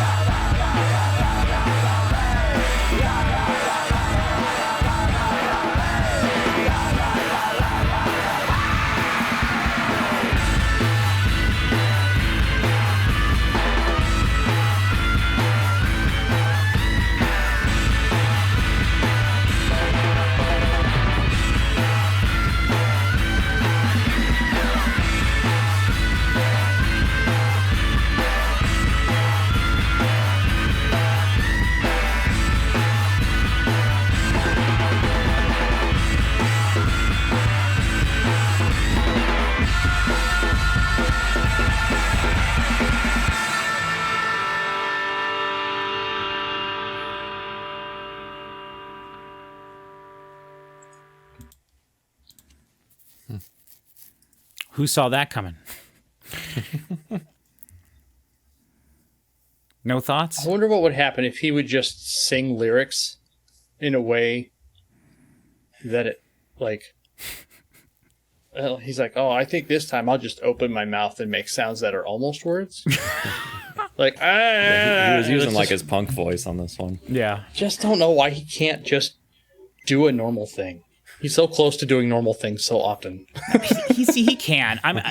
Remember though, this was supposed to be the furthest from a normal thing ever with this project. Like, I really think you would like more other stuff, like the later stuff. Yeah. And then also, I really think that you would enjoy Blur as a band, because they have I'm not ballads asking and for Foo stuff. Fighters, I'm just like, No, I know. yeah. They have ballads and stuff that are gorgeous, right, Cody? Like with strings and orchestras and stuff. He sings totally normal for that stuff. Yeah. This is definitely a choice to sing that way he did there. Of course. And it's the strangest thing to me is that this album is like ubiquitous. Like, it's universally praised, millions and millions and millions of copies sold for what is effectively a very strange, impenetrable experimental album. Yeah, I can see why they didn't expect this to One be huge. really good song You're right. That's true. That's true. in 2001. Right. Like, right. and this is like getting towards the end of where you could actually do that. I agree. I think that's big. Right. In 1995, you could really do it. But in 2001 was probably getting towards the end of when you could do that. I mean, I don't agree with that at all. I think the whole album's fantastic from front to back. Well, but it is, you do. and it's interesting, but like, why would 7 million people buy this? Right. This is because not an those album same for the dumbasses masses. listened to Dark Side of the Moon and were impressed. Who the f is listening to Dark You're Side not- of the you're Moon not gonna thinking get it me to sounds argue with good? you on that. Because no, there's it does there's sound nothing good. on. It No, sounds no, very it good. doesn't. It does not sound good. Go listen to it again. It does not. No one is listening to Dark Side of the Moon and singing along. I keep maintain no one. That album. I guarantee you. Oh yeah. Yeah. What are they that singing one along has with? way- There's that one nothing to has- sing along with. No, I can that sing all album. those songs to you. Because there's And three this I don't album even, words does. I don't across the even whole like album. that record, and I could sing all those songs. This album is more sing along than Dark Side of the Moon.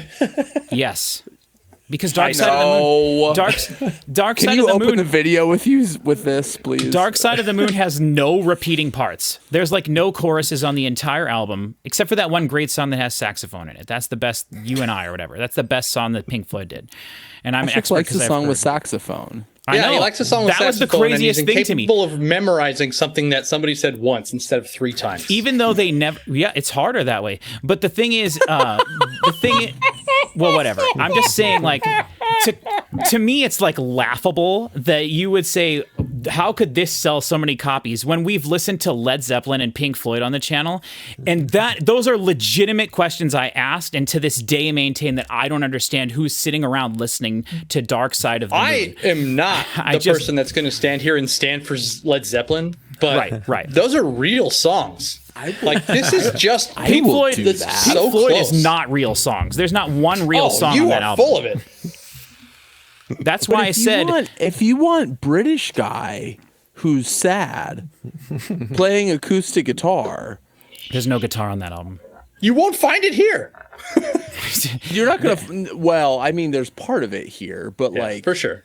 But like, it really actually pains me to say this, but Pink Floyd did that a lot better. Like, I think you are living in a land of nostalgia, and you have anyway, since rose-colored this glasses is where. on. Well, that's yes, also totally I myself possible, am very but- nostalgic for a time 25 years before I was born. There we go. Thank you, Chris. You know, I Parker, can't for argue with doing that. for me. Can't But argue with hey, I'm going to say that from Yeah. a whatever aspect, this album was sequenced really strangely. Yeah. It gets much different. I would argue better. Those first 4 songs probably should have just been cut. You think? Like, I don't even understand what they have to do with the rest of it. I mean, maybe it's just listening to it for however long we have been. And again, we listen to albums poorly on this channel. Yeah. Nobody is listening by this point, but you know that stopping and talking for 10 minutes between each song is not really a good way to listen to a record. It's supposed to be listened to like a record. And this one probably is. But those first 4 songs, why are they even on here? I mean, to me, I mean, I definitely like the front half of the album more. When I put the album in, I'll start from track 1 and listen to through probably like track 6 or 7 before I probably get where I'm going, and I take it out or whatever. Really? But yeah. Here's the thing. You shouldn't try to defend the concept of a whole bunch of people liking something. The more something is made for everybody, it's made for nobody. The point that I'm trying to make is like, I can't believe that this album, which is clearly not made for everybody, right, I was would agree with that. then purchased by everybody. Yeah. And his point about it being built off of one really good song is the very clear, like, that's why. That's the reason. But for those of you who weren't, this is to the viewers, not to you guys, but for those of you who weren't there in 2001 where you were like conscious, like you could not escape Clint Eastwood. Oh, no way. No, like it was like... It was bigger than 9/11. Yeah, it was probably the biggest thing that happened that year. When did this song come out? Or when did this album come out? What date? It was released before the world changed, so maybe that. Yeah, it was released. It was released a couple of months before September 11th, and then they were in England when September 11th happened, and they got together with Eminem's rap group D12 to do a special single that they've only ever released online to benefit September 11th. But that really changed. Damon Albarn is a philanthropist. Is that the name of the word? Like maybe that's not the right word, but he like supports, like there's a Gorillaz thing that's like a Tibetan monk thing where Damon Albarn like supports the Tibetan monks in their like whatever something, but like he goes around the world and like does stuff with, like I mentioned multiple times now, but a lot of it, what he does is go for like charities and things like this, and he supports equal rights for everybody in all these countries where they don't necessarily get equal rights and stuff. So like he's very much a whatever that activist type of person. Philanthropist is right. That'll work. Yeah, and so like activist. Yeah, yes. And so that type of thing is infused into the Gorillaz a lot. They and Blur as well. Like he has messages in a lot of stuff. And in this as well, a little bit parts of it, you know.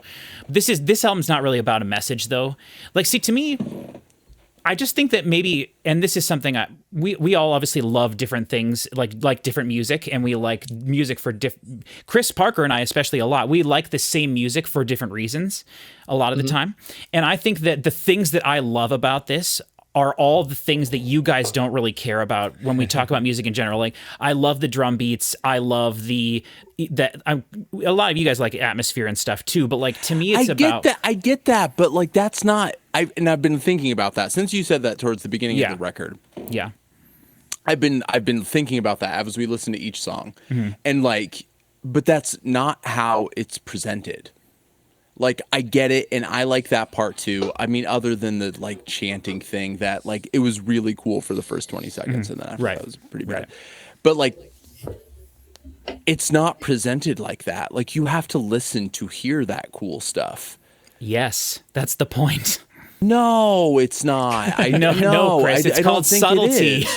No, it's not. Then but why also, do you make all the other stuff so non-subtle? But also, it's like not, that's not what the point of this is. But it's not subtle. That I mean, when a track exists only on the left side, that's not subtle. When there's birds and bees and stuff on the left side throughout the entire song, there are multiple songs that had a sound effect that went through the entire song on this, and that just doesn't happen a lot. Usually, you can start a song with vinyl scratching and stuff, and then it goes away and doesn't come back maybe till the very end. But the fact that it's there the whole time, the fact that the loop is part of all of that, it again, like you have to have heard all the other music like this that I've heard and loved, I think, to appreciate this as much as I do, because it's very hard to find music that's put together like this and that is good. Because there are bands like Massive Attack that do things like this, but they just crap all over it with terrible vocals. And so, and really weird, annoying, blippy sounding drums that, aren't like this. But when I listen to Portishead, I get the same feeling as this. It's like this chill vibe with this like ominous atmosphere the entire time, and then really cool melodies and songs written over the top of it, but it's all very simple at its core. It's the same thing repeated 3 times. Like it's the same minute of music repeated 3.5 times. and then the song's done. But it's how do you keep your interest, and then how does it feel going from one song to the next? We've had multiple songs on this album that have like a minute plus intro of just like some goofy thing or silence or building up to something. And that's not, to Chris's point, that is not a song that's made to be put on the radio or made for everybody, you know? And so there are definitely things on this album that are not super common or popular. And so, and I definitely agree with you, this album is not for everybody. So, and Cody and I were looking before you guys got here, or Chris and I were looking before you guys got here about their like album sales. Like their second album sold like 3 times as much as this, like way more than this. And then it drops from their first album, and we were looking at bar graph. It's like their first album, and then their second album, and then their third album, and then everything is like you can't even see the bar. And they're still considered massive and one of the biggest bands on the planet because of their streaming numbers, which don't reflect obviously in all sales and stuff. So, you know, and like their last album had like Bad Bunny and Stevie Nicks and the Snoop Dogg is on some of their stuff, and like all. Then it became more about like a Who Wants to Be on the Gorillaz album thing, which changed the way. They reached a point where it's like, hey, the Gorillaz are releasing a new album. It's like a big deal in the music community, I guess. Right. And in the music industry, there aren't a lot of artists anymore that can do that. You know, that's why Taylor Swift and Beyonce, like, what do they call it? They phantom drop an album or whatever. They like release Shadow it drop. like shadow drop. Yeah. They're like, today are my new albums out, you know, and it gets a couple days of like flash and everybody listens to it. But they're like the biggest artists on the planet. You know, so like, but like there's not a lot of artists when an album comes out. Can you go to Walmart and Target and buy their album? You know, Jelly Roll, you know, and, you know, so it's like, I think it's cool that they're still going. I think it's awesome that it is what it is. I think to me, the whole story of it and everything adds to what it is, the atmosphere of everything. There's a story in the book for all those sound effects. The reason that the like nighttime sounds were on that one track was because Tootie went on the roof of the cottage they were staying at when they were in the Caribbean to try to get some inspiration. He recorded that vocal on the roof of their recording studio at the house they were renting in the Caribbean somewhere. But he's blind. It's never referenced that he can't see, just that he doesn't have really? eyes.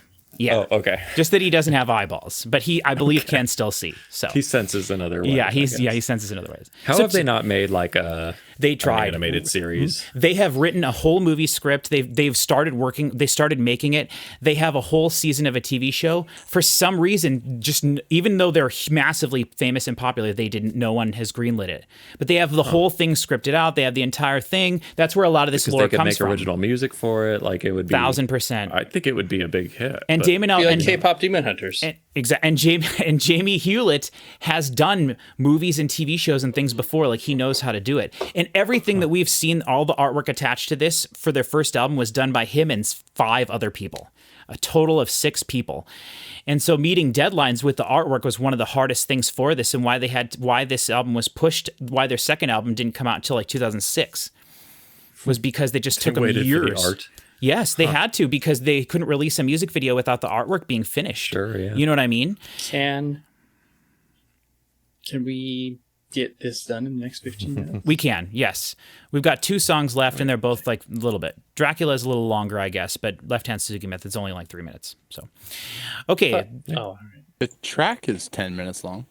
Right, I explain this to everybody. The song is 3 minutes. About the last part. The song is 3 minutes, and then there's 4 minutes of silence, and then a 2-minute remix of something we're not going to listen to. So, yeah. Okay. But Dracula is legit 4:42, I think. So, all right, this is Dracula in 3, 2, 1.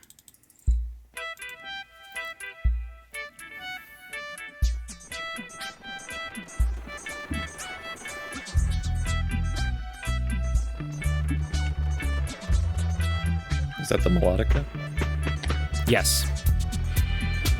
Yeah, I think so.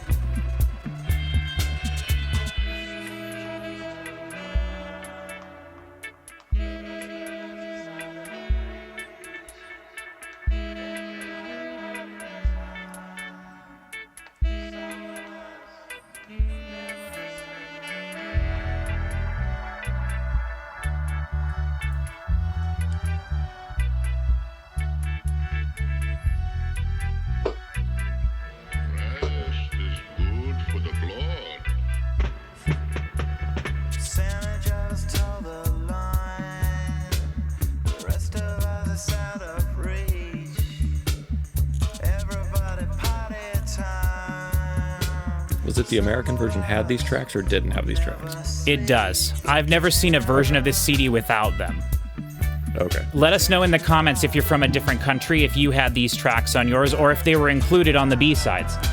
Because Dracula I saw was included on some versions of this, but it's not included on my version. There's an additional remix of another 192000 remix on here.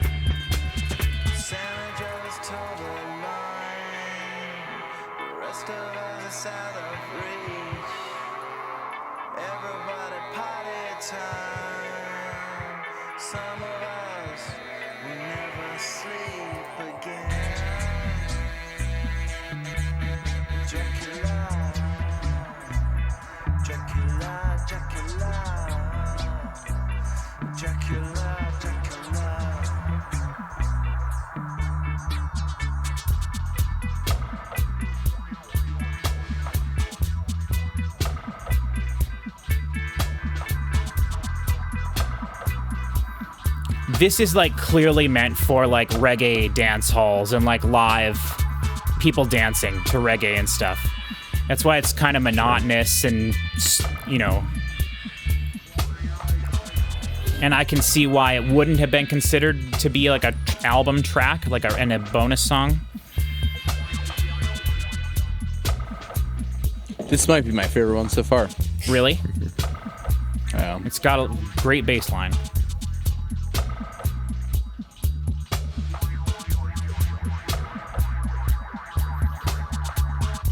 This is just one of those vibe out songs, you know?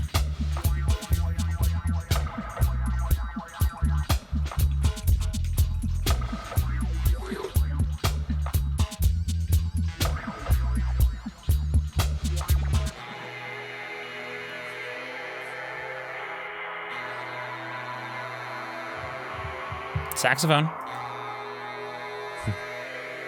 Tenor saxophone, it sounds like. Or maybe baritone saxophone. It's got that Bojack vibe.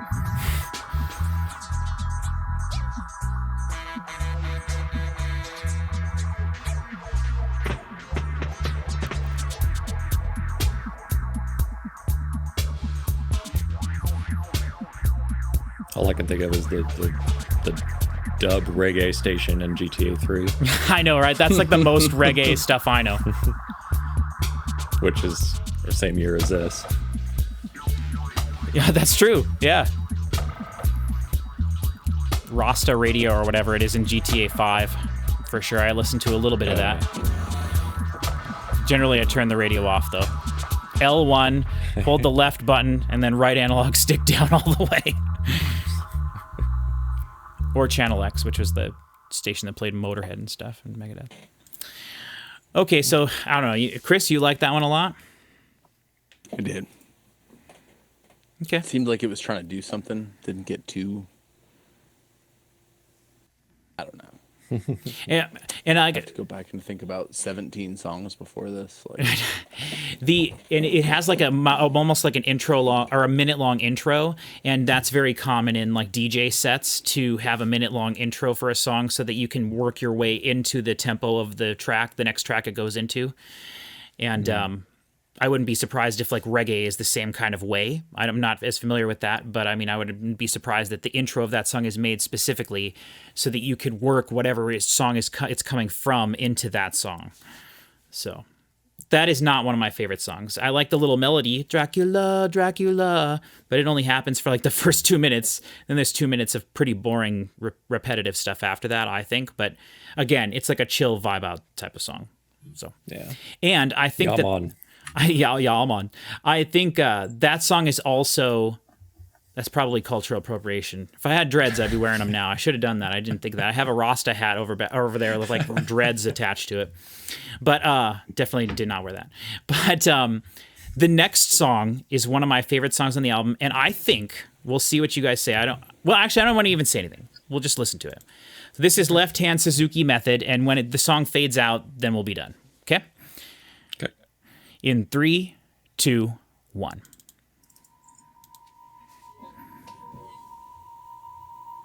Knights of Sidonia. Feel the impact.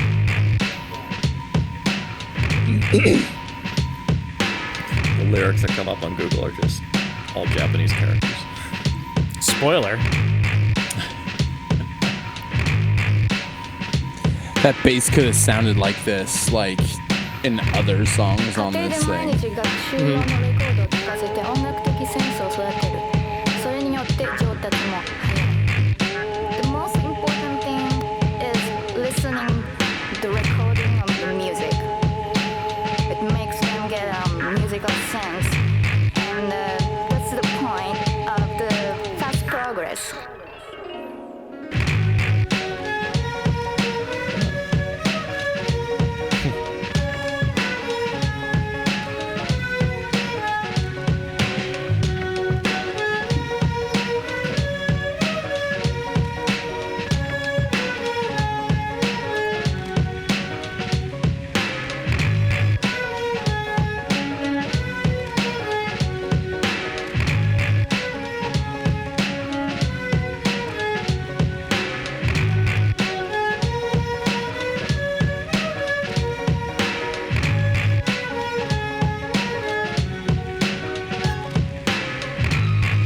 トナリゼーションを毎日レッスン指導して音を立派に育てる。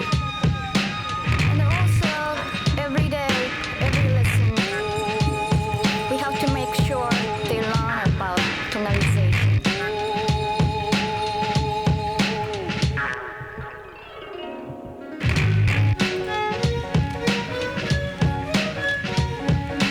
Why does that violin sound the way that it does? Japanese fiddle, Japanese style.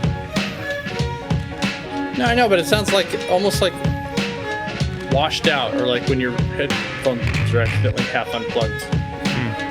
It's like a field recording thing. It's stereo, Yeah. lopsided on the left, but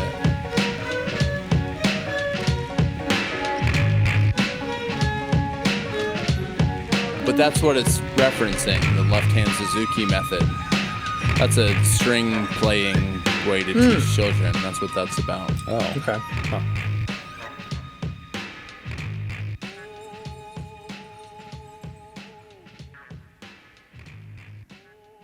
Four minutes of silence. Wow. They used to do that on CDs, you know. Yeah. Yeah, Like, you hey, Because it's a not secret 80 track. notes. Yeah, we can. that bonus yeah. track way out at the It's end. this- That's you- how they would do the secret track. Generally It's an like, hey, acoustic people leave version their of the thing on. single or whatever. Yeah. Yeah. So I propose to you guys, I think that is the loudest sound I've ever heard on an album. The loudest thing I've ever heard on an album. that song? When that comes in, that The bass? yes, and the drums, the combination of it. I think it's the loudest thing I've ever heard on on an album. Do you want to go re-listen to the original CD version of Death Magnetic? I think this is louder than that because there's frequencies missing from this that like it can be the loudest. I really think it's the loudest thing I've ever heard. I mean, I understand what you're saying, like blah, metal, blah blah, overcompressed, blah blah blah blah. But like, I think this is the loudest thing I've ever heard. Well, I mean, like, the bass never sounds like that, and I like. That's what I was saying. Yeah, I couldn't really hear what you were saying, so I'm sorry. For I that, didn't- well, the haters have left long ago, so I won't get any comments about this one. But like, I think that there are parts.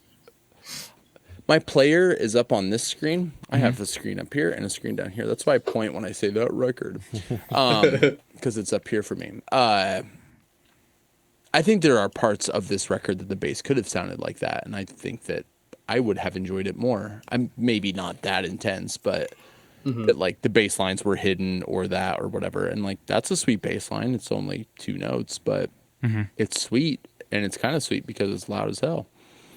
When you said that earlier on in the album, you didn't hear me, but I asked you if you are familiar with the band Yes. Yes. Because I mean, there's enough. Right, because there's never been a person in a band that wanted their instrument to be heard more than the bass player in the band. Yes. He wants every other instrument to basically stop, and he wants to just fart his bass for 10 plus minutes. And it sounds horrific. And but I understand what you're saying. You listen to Roundabout and you think that. I listened to Roundabout and Close to the Edge, and there's other horrible songs on Roundabout. He was enjoying both the albums when we. I did enjoy both the albums, but we commented on the bass sounding farty, and clearly the bass player, and we read about them, and the bass player caused a lot of problems because he wanted the bass to be the most thing. But you can, when you listen to Yes, the bass is like the most important thing in Yes. And he's trying so hard to make it that. Sorry, this is not a conversation for this point, but that's why I was laughing at, because I was like, okay, but it's interesting because in some of these things, I would argue the bass is the most important thing, and they're trying to make it not the most important thing. Mm. And that, like, I think that's kind of why I like that Dracula song, because it kind of like featured the bass more. See, it was all bass. And I would say I don't think that they're going for featuring it the same way you are. They're in order to have it be the way you want it, I think you'd have to maybe not. Maybe you could layer them, but you'd have to sacrifice some of the low frequency from it to make it feel more distortion or whatever to it. Maybe not. Maybe you could layer them, like we said. But I just think that the point of this, and like reggae music and stuff, and the dub part when this all comes in, like there's not supposed to be, from what I understand, any definition to the bass. It's just this like enormous low pulsing thing, and then everything sits on top of it. You know, the guitars and the whatever else other music isn't, whatever. Other but the only time that they they did that the only time that they did that the way that it's usually done is on the Dracula song that we listened to. Yes. No, I think maybe. I mean, I think that they did that because the rest of the song is made to have it feel that way. But I think that they had the bass sound that way through a lot of the rest of the album to achieve that feeling in the bass specifically. The rest of the songs the rest of the song is not necessarily made to be like that, but I think that Damon discovered how to make bass sound like that throughout the making of this album, and then chose to incorporate that. I understand what you're saying too, but also like there's a lot of low frequency coming from the drum beat and just the rest of the mix, like everything else that's happening as well. So this album could very easily sound boxy or sound like woofy. And it really doesn't. It has extreme lows. It has good mids and it has good highs. And I think, and not a ton of highs. It definitely sounds more like a vinyl record than, some crazy crystal clear electronic album. But I like the way it's mixed, and I think that the bass being the way that it is, without very much definition to it, allows the other things to sit on top of the bass. And you get to hear and feel the drums a bit more without being distracted by what the bass would be doing if there was more distortion or definition to the bass. So. But bass is like the last thing I listen to. So again, maybe that's more of a like what you're listening to is not what I'm listening to get enjoyment out of a song just in general, especially on first listen. So, Cody, do you enjoyed the Japanese there? Oh yeah, that was a fun song. And then she did repeat it in English, and I believe that was Miho Hattori on that one. Is that what she was doing? Was just saying the same lines? Yeah, I think so. Japanese and English, as far as I understand. Yeah, that was a cool one. The other thing that I didn't really mention too much, but like they had voice actors for all four of the characters that would do radio interviews, and then they would make shorts for the website for stuff, and then they would do radio broadcasts a lot. Like on their website, they had a radio, and so like sometimes Noodle would just come. Noodle's voice, the voice actor for Noodle, would come out and talk about what they were doing or something, or Murdoch would be doing whatever over here and there. So they did have voice actors already like planned and everything for a show or for a movie, and it's really hilarious when you go listen to them because they do a great job, and the animation's really cool too. But I wish I would have discovered this band back in 2001 and actually like listen and got into their website and all that stuff. It sounds really cool. Yeah, I knew you'd like the story part of it. And like I said, it gets like really crazy later on, and then they kind of stopped doing it as much more recently. They did it for their first 3 albums, and which those are to me like the quintessential Gorillaz albums. But there's a lot of really fun story that goes with the second one and then third one too. And then the second one, they took what they learned here and really changed it a lot. Like I said, it is much more of a real drums played, real bass played, although there was a lot of real bass played here, but it was very specific type of bass. The second album is very much a band performing. And then the second album, the entire point of it is that it's supposed to be a soundtrack to a movie that Damon Albarn kind of thought up in his head. And so it feels very different, and it's a little less conventional structuring for songs. And so that's one of the reasons I don't care for it as much. But again, it is universally praised as the best music that Damon has maybe ever made, plus like by far the best Gorillaz album. So it's not my favorite album. It's actually my 3rd favorite album of theirs. So... And the Gorillaz have a new album coming out later this year. So when that does come out, we will probably I will do it with some form of combination of the people on this video call.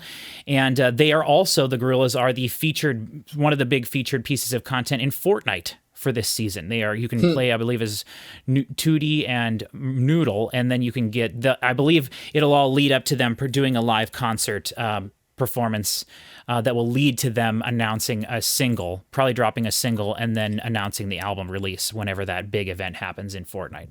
So that seems like the most obvious pairing ever. I know, it's really cool, right?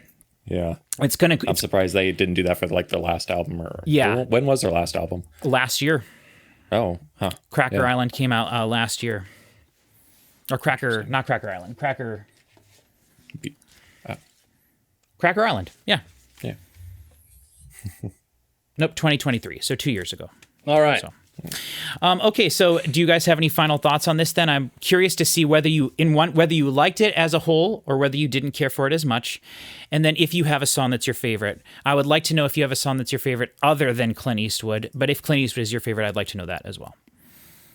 Cody, you first. Yeah, I liked it quite a bit. Do you like it more than Blur?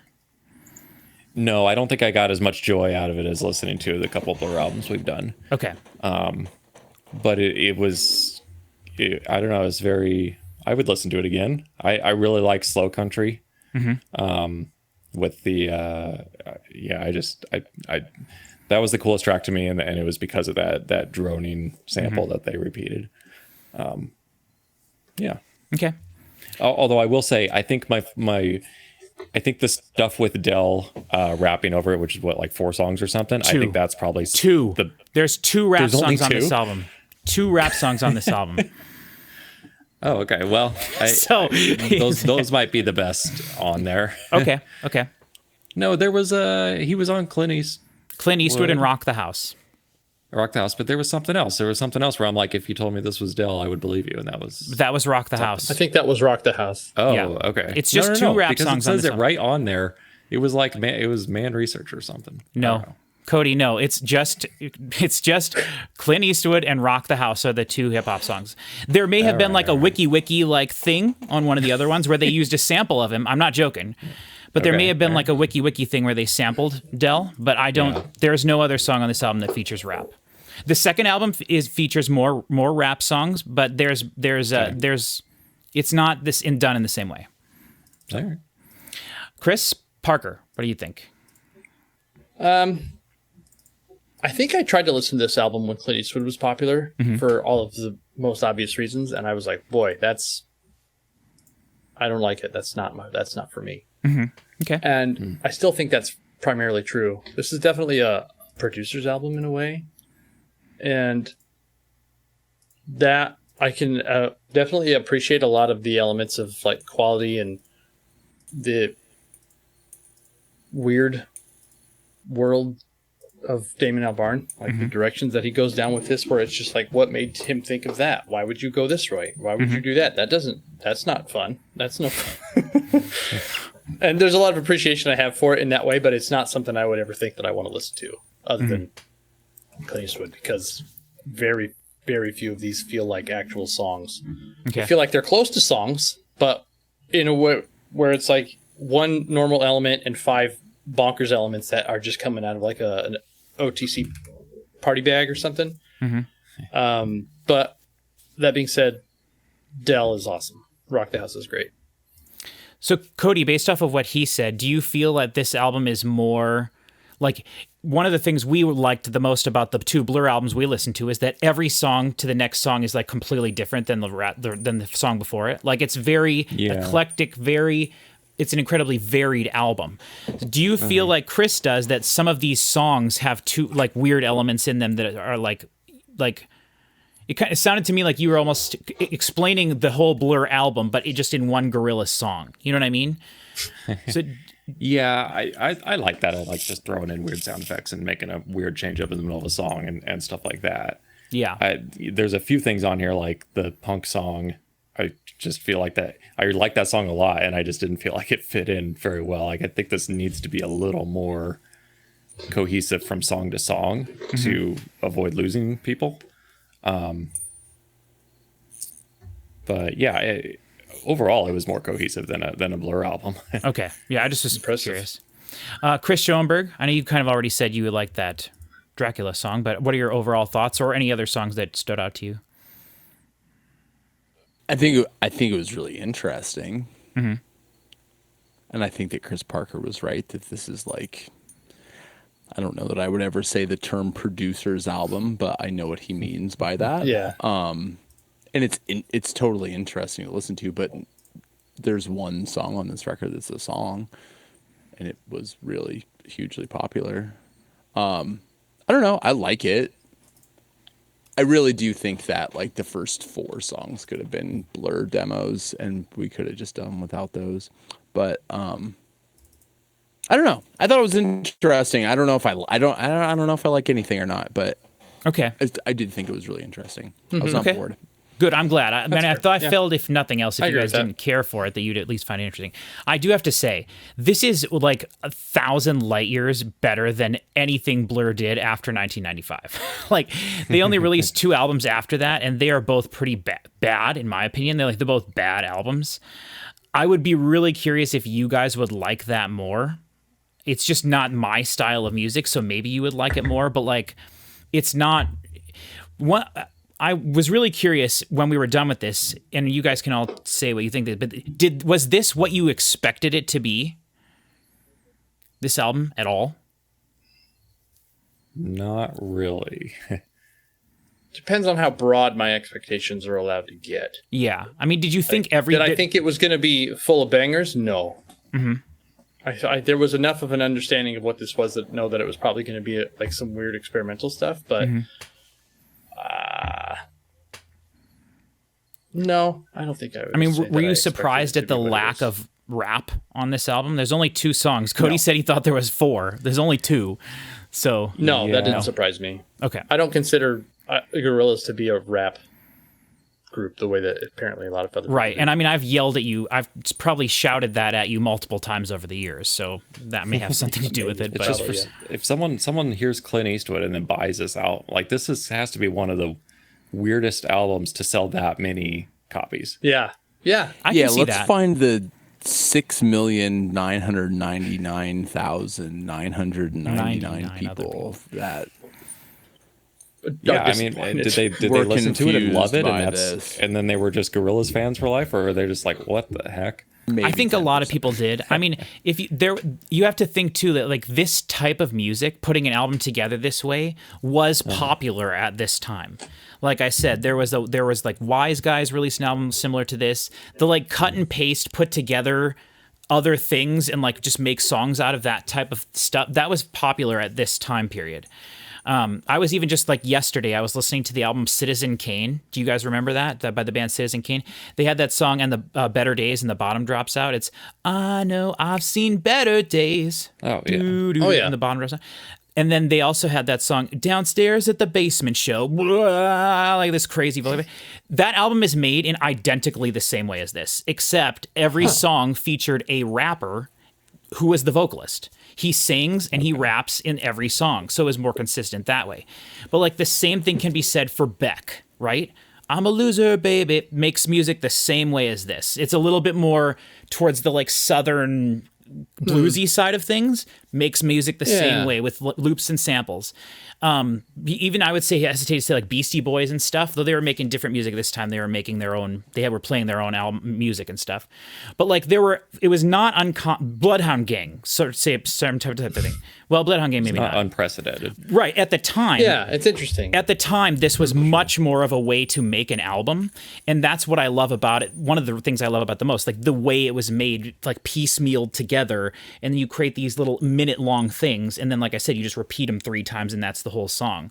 You know, it was more common to do that. And I think if you guys looked into trip hop a little bit more and you did listen to Portishead and you listened to some of that stuff I said, Blue Foundation, Sneaker Pimps, like you listen to all that and you go, this is the same approach to making music, but the Gorillaz just did it a little bit better than a lot of these other people trying to do the same thing.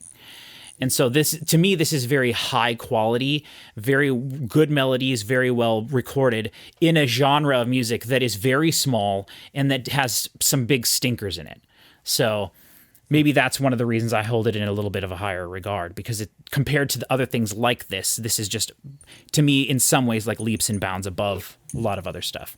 Oh, I could totally see you in freshman in high school with this blowing your mind. Yeah. Be like, music can be like this. Yeah.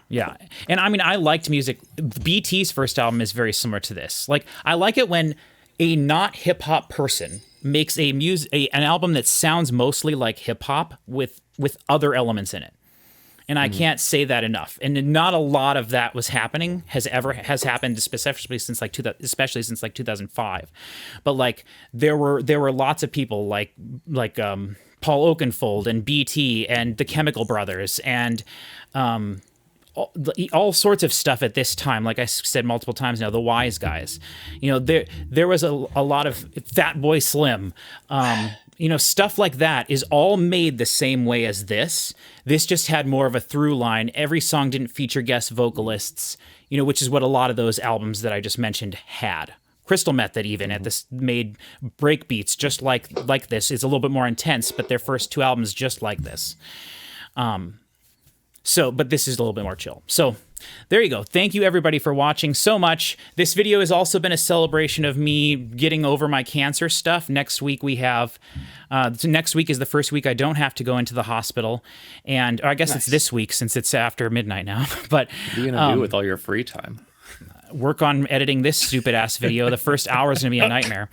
And then I will also say the following week we have I do have a big appointment. It's my last treatment for the experimental like testing drug thing they gave me to help prevent my cancer to ever come back.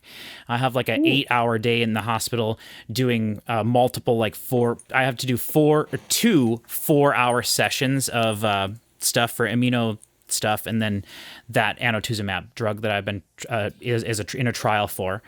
And I was also going to say too, and I know you guys want to go, I want to get you to go too, but right. I was going to say as well, I had like a really bad scare 3 weeks ago. I went into the hospital, and I haven't spoken about this at all to anybody yet, but I wanted to say it in a video, and no one's watching this anymore. But I had at the beginning of this trial drug that I'm on, I had to do a liver scan, which is called a fibrosis scan. And they did a fibro scan, and we had it scheduled, but I didn't do it because they did an ultrasound at the same time, around the same time, and it counted for the trial of the drug. So I didn't have to do the fibro scan, but the ultrasound showed that there was a problem with my liver. And so we went in to see a liver doctor 3 weeks ago, and they did a fibro scan, and I had a doctor who is like a brand new doctor. He's like I forget what the term of it is, but he's like a intern type doctor thing or whatever. And he did his first ever fibro scan on me, which was like a super easy thing. It was like a ultrasound, but it had this little thing that they put against your liver, and then it like makes a little poof, like poof, punches into you a little bit. It doesn't penetrate your skin, but it like a little punches you. It's very funny. He was having a lot of fun, and he did it like 12 times and took a bunch of pictures. And him and the nurse was there teaching him how to do it the whole time. And they left the room and they were laughing. And then when they came back, it wasn't them. It was very serious doctor came back who actually spoke English. And he was like, we have some news. And I'm like, oh no. And basically they said that there's 3 layers of liver damage, and the 4th is cirrhosis, and like the worst you can have. And mine showed level 3, bordering on level 4. And so he said, we have to do a liver biopsy, which is the first time I've ever done that. And so I went in 2 weeks ago and did that. And they took a tube and inserted it into my neck and went down through my body into my liver to gather a sample of my liver. That can't be the fastest way to the liver. It's not the fastest way, but it's a harder method, but it prevents internal bleeding more. And when you have low platelet numbers, like I still do, you don't want any internal bleeding because you can bleed out right away and not even know. But so they did that, went through my neck and down into my liver, and they collected a sample of my liver. And this whole time we were really worried, and I wasn't telling anybody. And last week we got a call from the doctor that said, hey, your liver has no fibrosis and no cirrhosis on it whatsoever. Your liver is totally fine. Nice. And So what did they see? They don't, nothing. It was wrong. Both scans were wrong. Yeah, it was strange, but they said that that can happen sometimes with those particular scans, which is why they do the biopsy. Okay. And so it was a really crazy, strange thing. And I was completely asymptomatic this entire time because every single week my doctors have checked my liver numbers because the liver is one of the first 3 things they check when you have a transplant, the kind I did. And so for 3 weeks, I thought I had several months to live before my liver took me out. And then last week they were like, nope, you're all fine. And it was hilarious because the guy that called me was the doctor who did the fibro scan, who could barely speak English and didn't know what was going on at all. He called me and he goes, you're good. You don't have to come in no more at all. He's like, you're great. And then he hung up. And I'm like, okay. And then 15 minutes later, 15 minutes later, he called me back and he goes, I just want to make sure that you understand that you do have to come back and see us again in February of next year. And I'm like, okay, whatever, man. I don't care as long as everything's good. He goes, yeah, it's all good. Yeah. And You're so can then you find the serious doctor and have him tell me? Yeah, I know. That's what I was thinking. Wait, but it gets better. Then an hour later, he calls and he goes, I just want to talk to you one more time. I want to let you know that you have to come in February of next year because you had some funny things happen with your pressure in your veins, but it's no big deal. Your liver is fine. We just want to do a follow-up and we'll do it in February. We'll see you in 6 months. Have a great rest of the day. I'm like, okay. And then I was telling my doctor that, and they're like, oh, they could have had somebody else call you. But I was like, hey, he told me right away, he's like, it's all fine, it's all good. So I was like, okay. But then he had to call me back 3 times. He's like, I was talking to an intern or whatever he said, and I was like, okay. Maybe they should call me, but it was very funny. And so... well, at least he wasn't delivering bad news. That's exactly the way I took it. I was like, I don't care what you say as long as it's good news. Yeah. So it was... bad news, no good. You're not going to come back. No good. You might not even want to bother come back anymore. You just don't even bother. We're canceling your February appointment because you will be dead. I just want to know, have you set up your will? Because you need to have a will at this point. Which, by the way, the amount of times I've been told that is 4. I was told 4 times during this whole process, you need to get a will. I was like, I'll just wait. I don't have anything that's important. I just let Cody sift through everything and take what he wants and give the rest to Hunter. There you go, Cody. Lucky you. Yeah, lucky you. Hey, you get my speaker from 1918. That's the coolest thing I got. So yeah, okay. Thank you everybody for watching. I just, it's been a really fun year, and this is the album that I picked to have you guys do it. I knew I could pick anything and force you to listen to it because I was using my cancer as an excuse, and I only get the one shot at it. So I picked this one because I thought you recognized that. I thought it would be enjoyable for all of us. I thought it would be fun in a way, except Chris Parker. I just wish that we hadn't lost an hour to tech issues and me too. Have it be almost 10:30. And I'm happy that it worked out okay halfway through the video. Chris's video got way better and everything was fine. It actually turned out worked out surprisingly well. Yeah, and we'll figure that out. We'll figure that out for next time. I'll work on whether I need to use Firefox or whatever. That's a problem for another time. So thank you everybody for watching. Let us know if we should do more Gorillaz. Cody and I will do some more Blur. If either of you guys want to be on that as well. Our next album to do is their album from 1996 that had Song 2 on it, and Death of a Party, and a couple of other songs that are also terrible.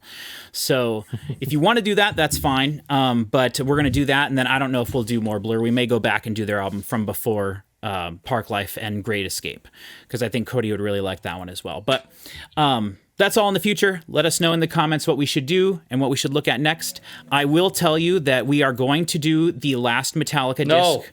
We will do that. And after we do that, we are going to pick another band to do the same thing we did with Metallica, and I think we're leaning towards Tool. I want to do Tool. If we can post Tool's music on YouTube, we will maybe not start with the beginning, but we'll do a Tool album, see how I feel about it, how everybody feels about it, how many views the video gets. Then we will do more Tool. We also have to do Periphery video. We have to do Slipknot. We have to do other things. I know. I'm just letting people know. Fun, guys. Letting people know. Yeah, and then Cody and I will do tons of classic albums. Yeah, I get to do the cool stuff.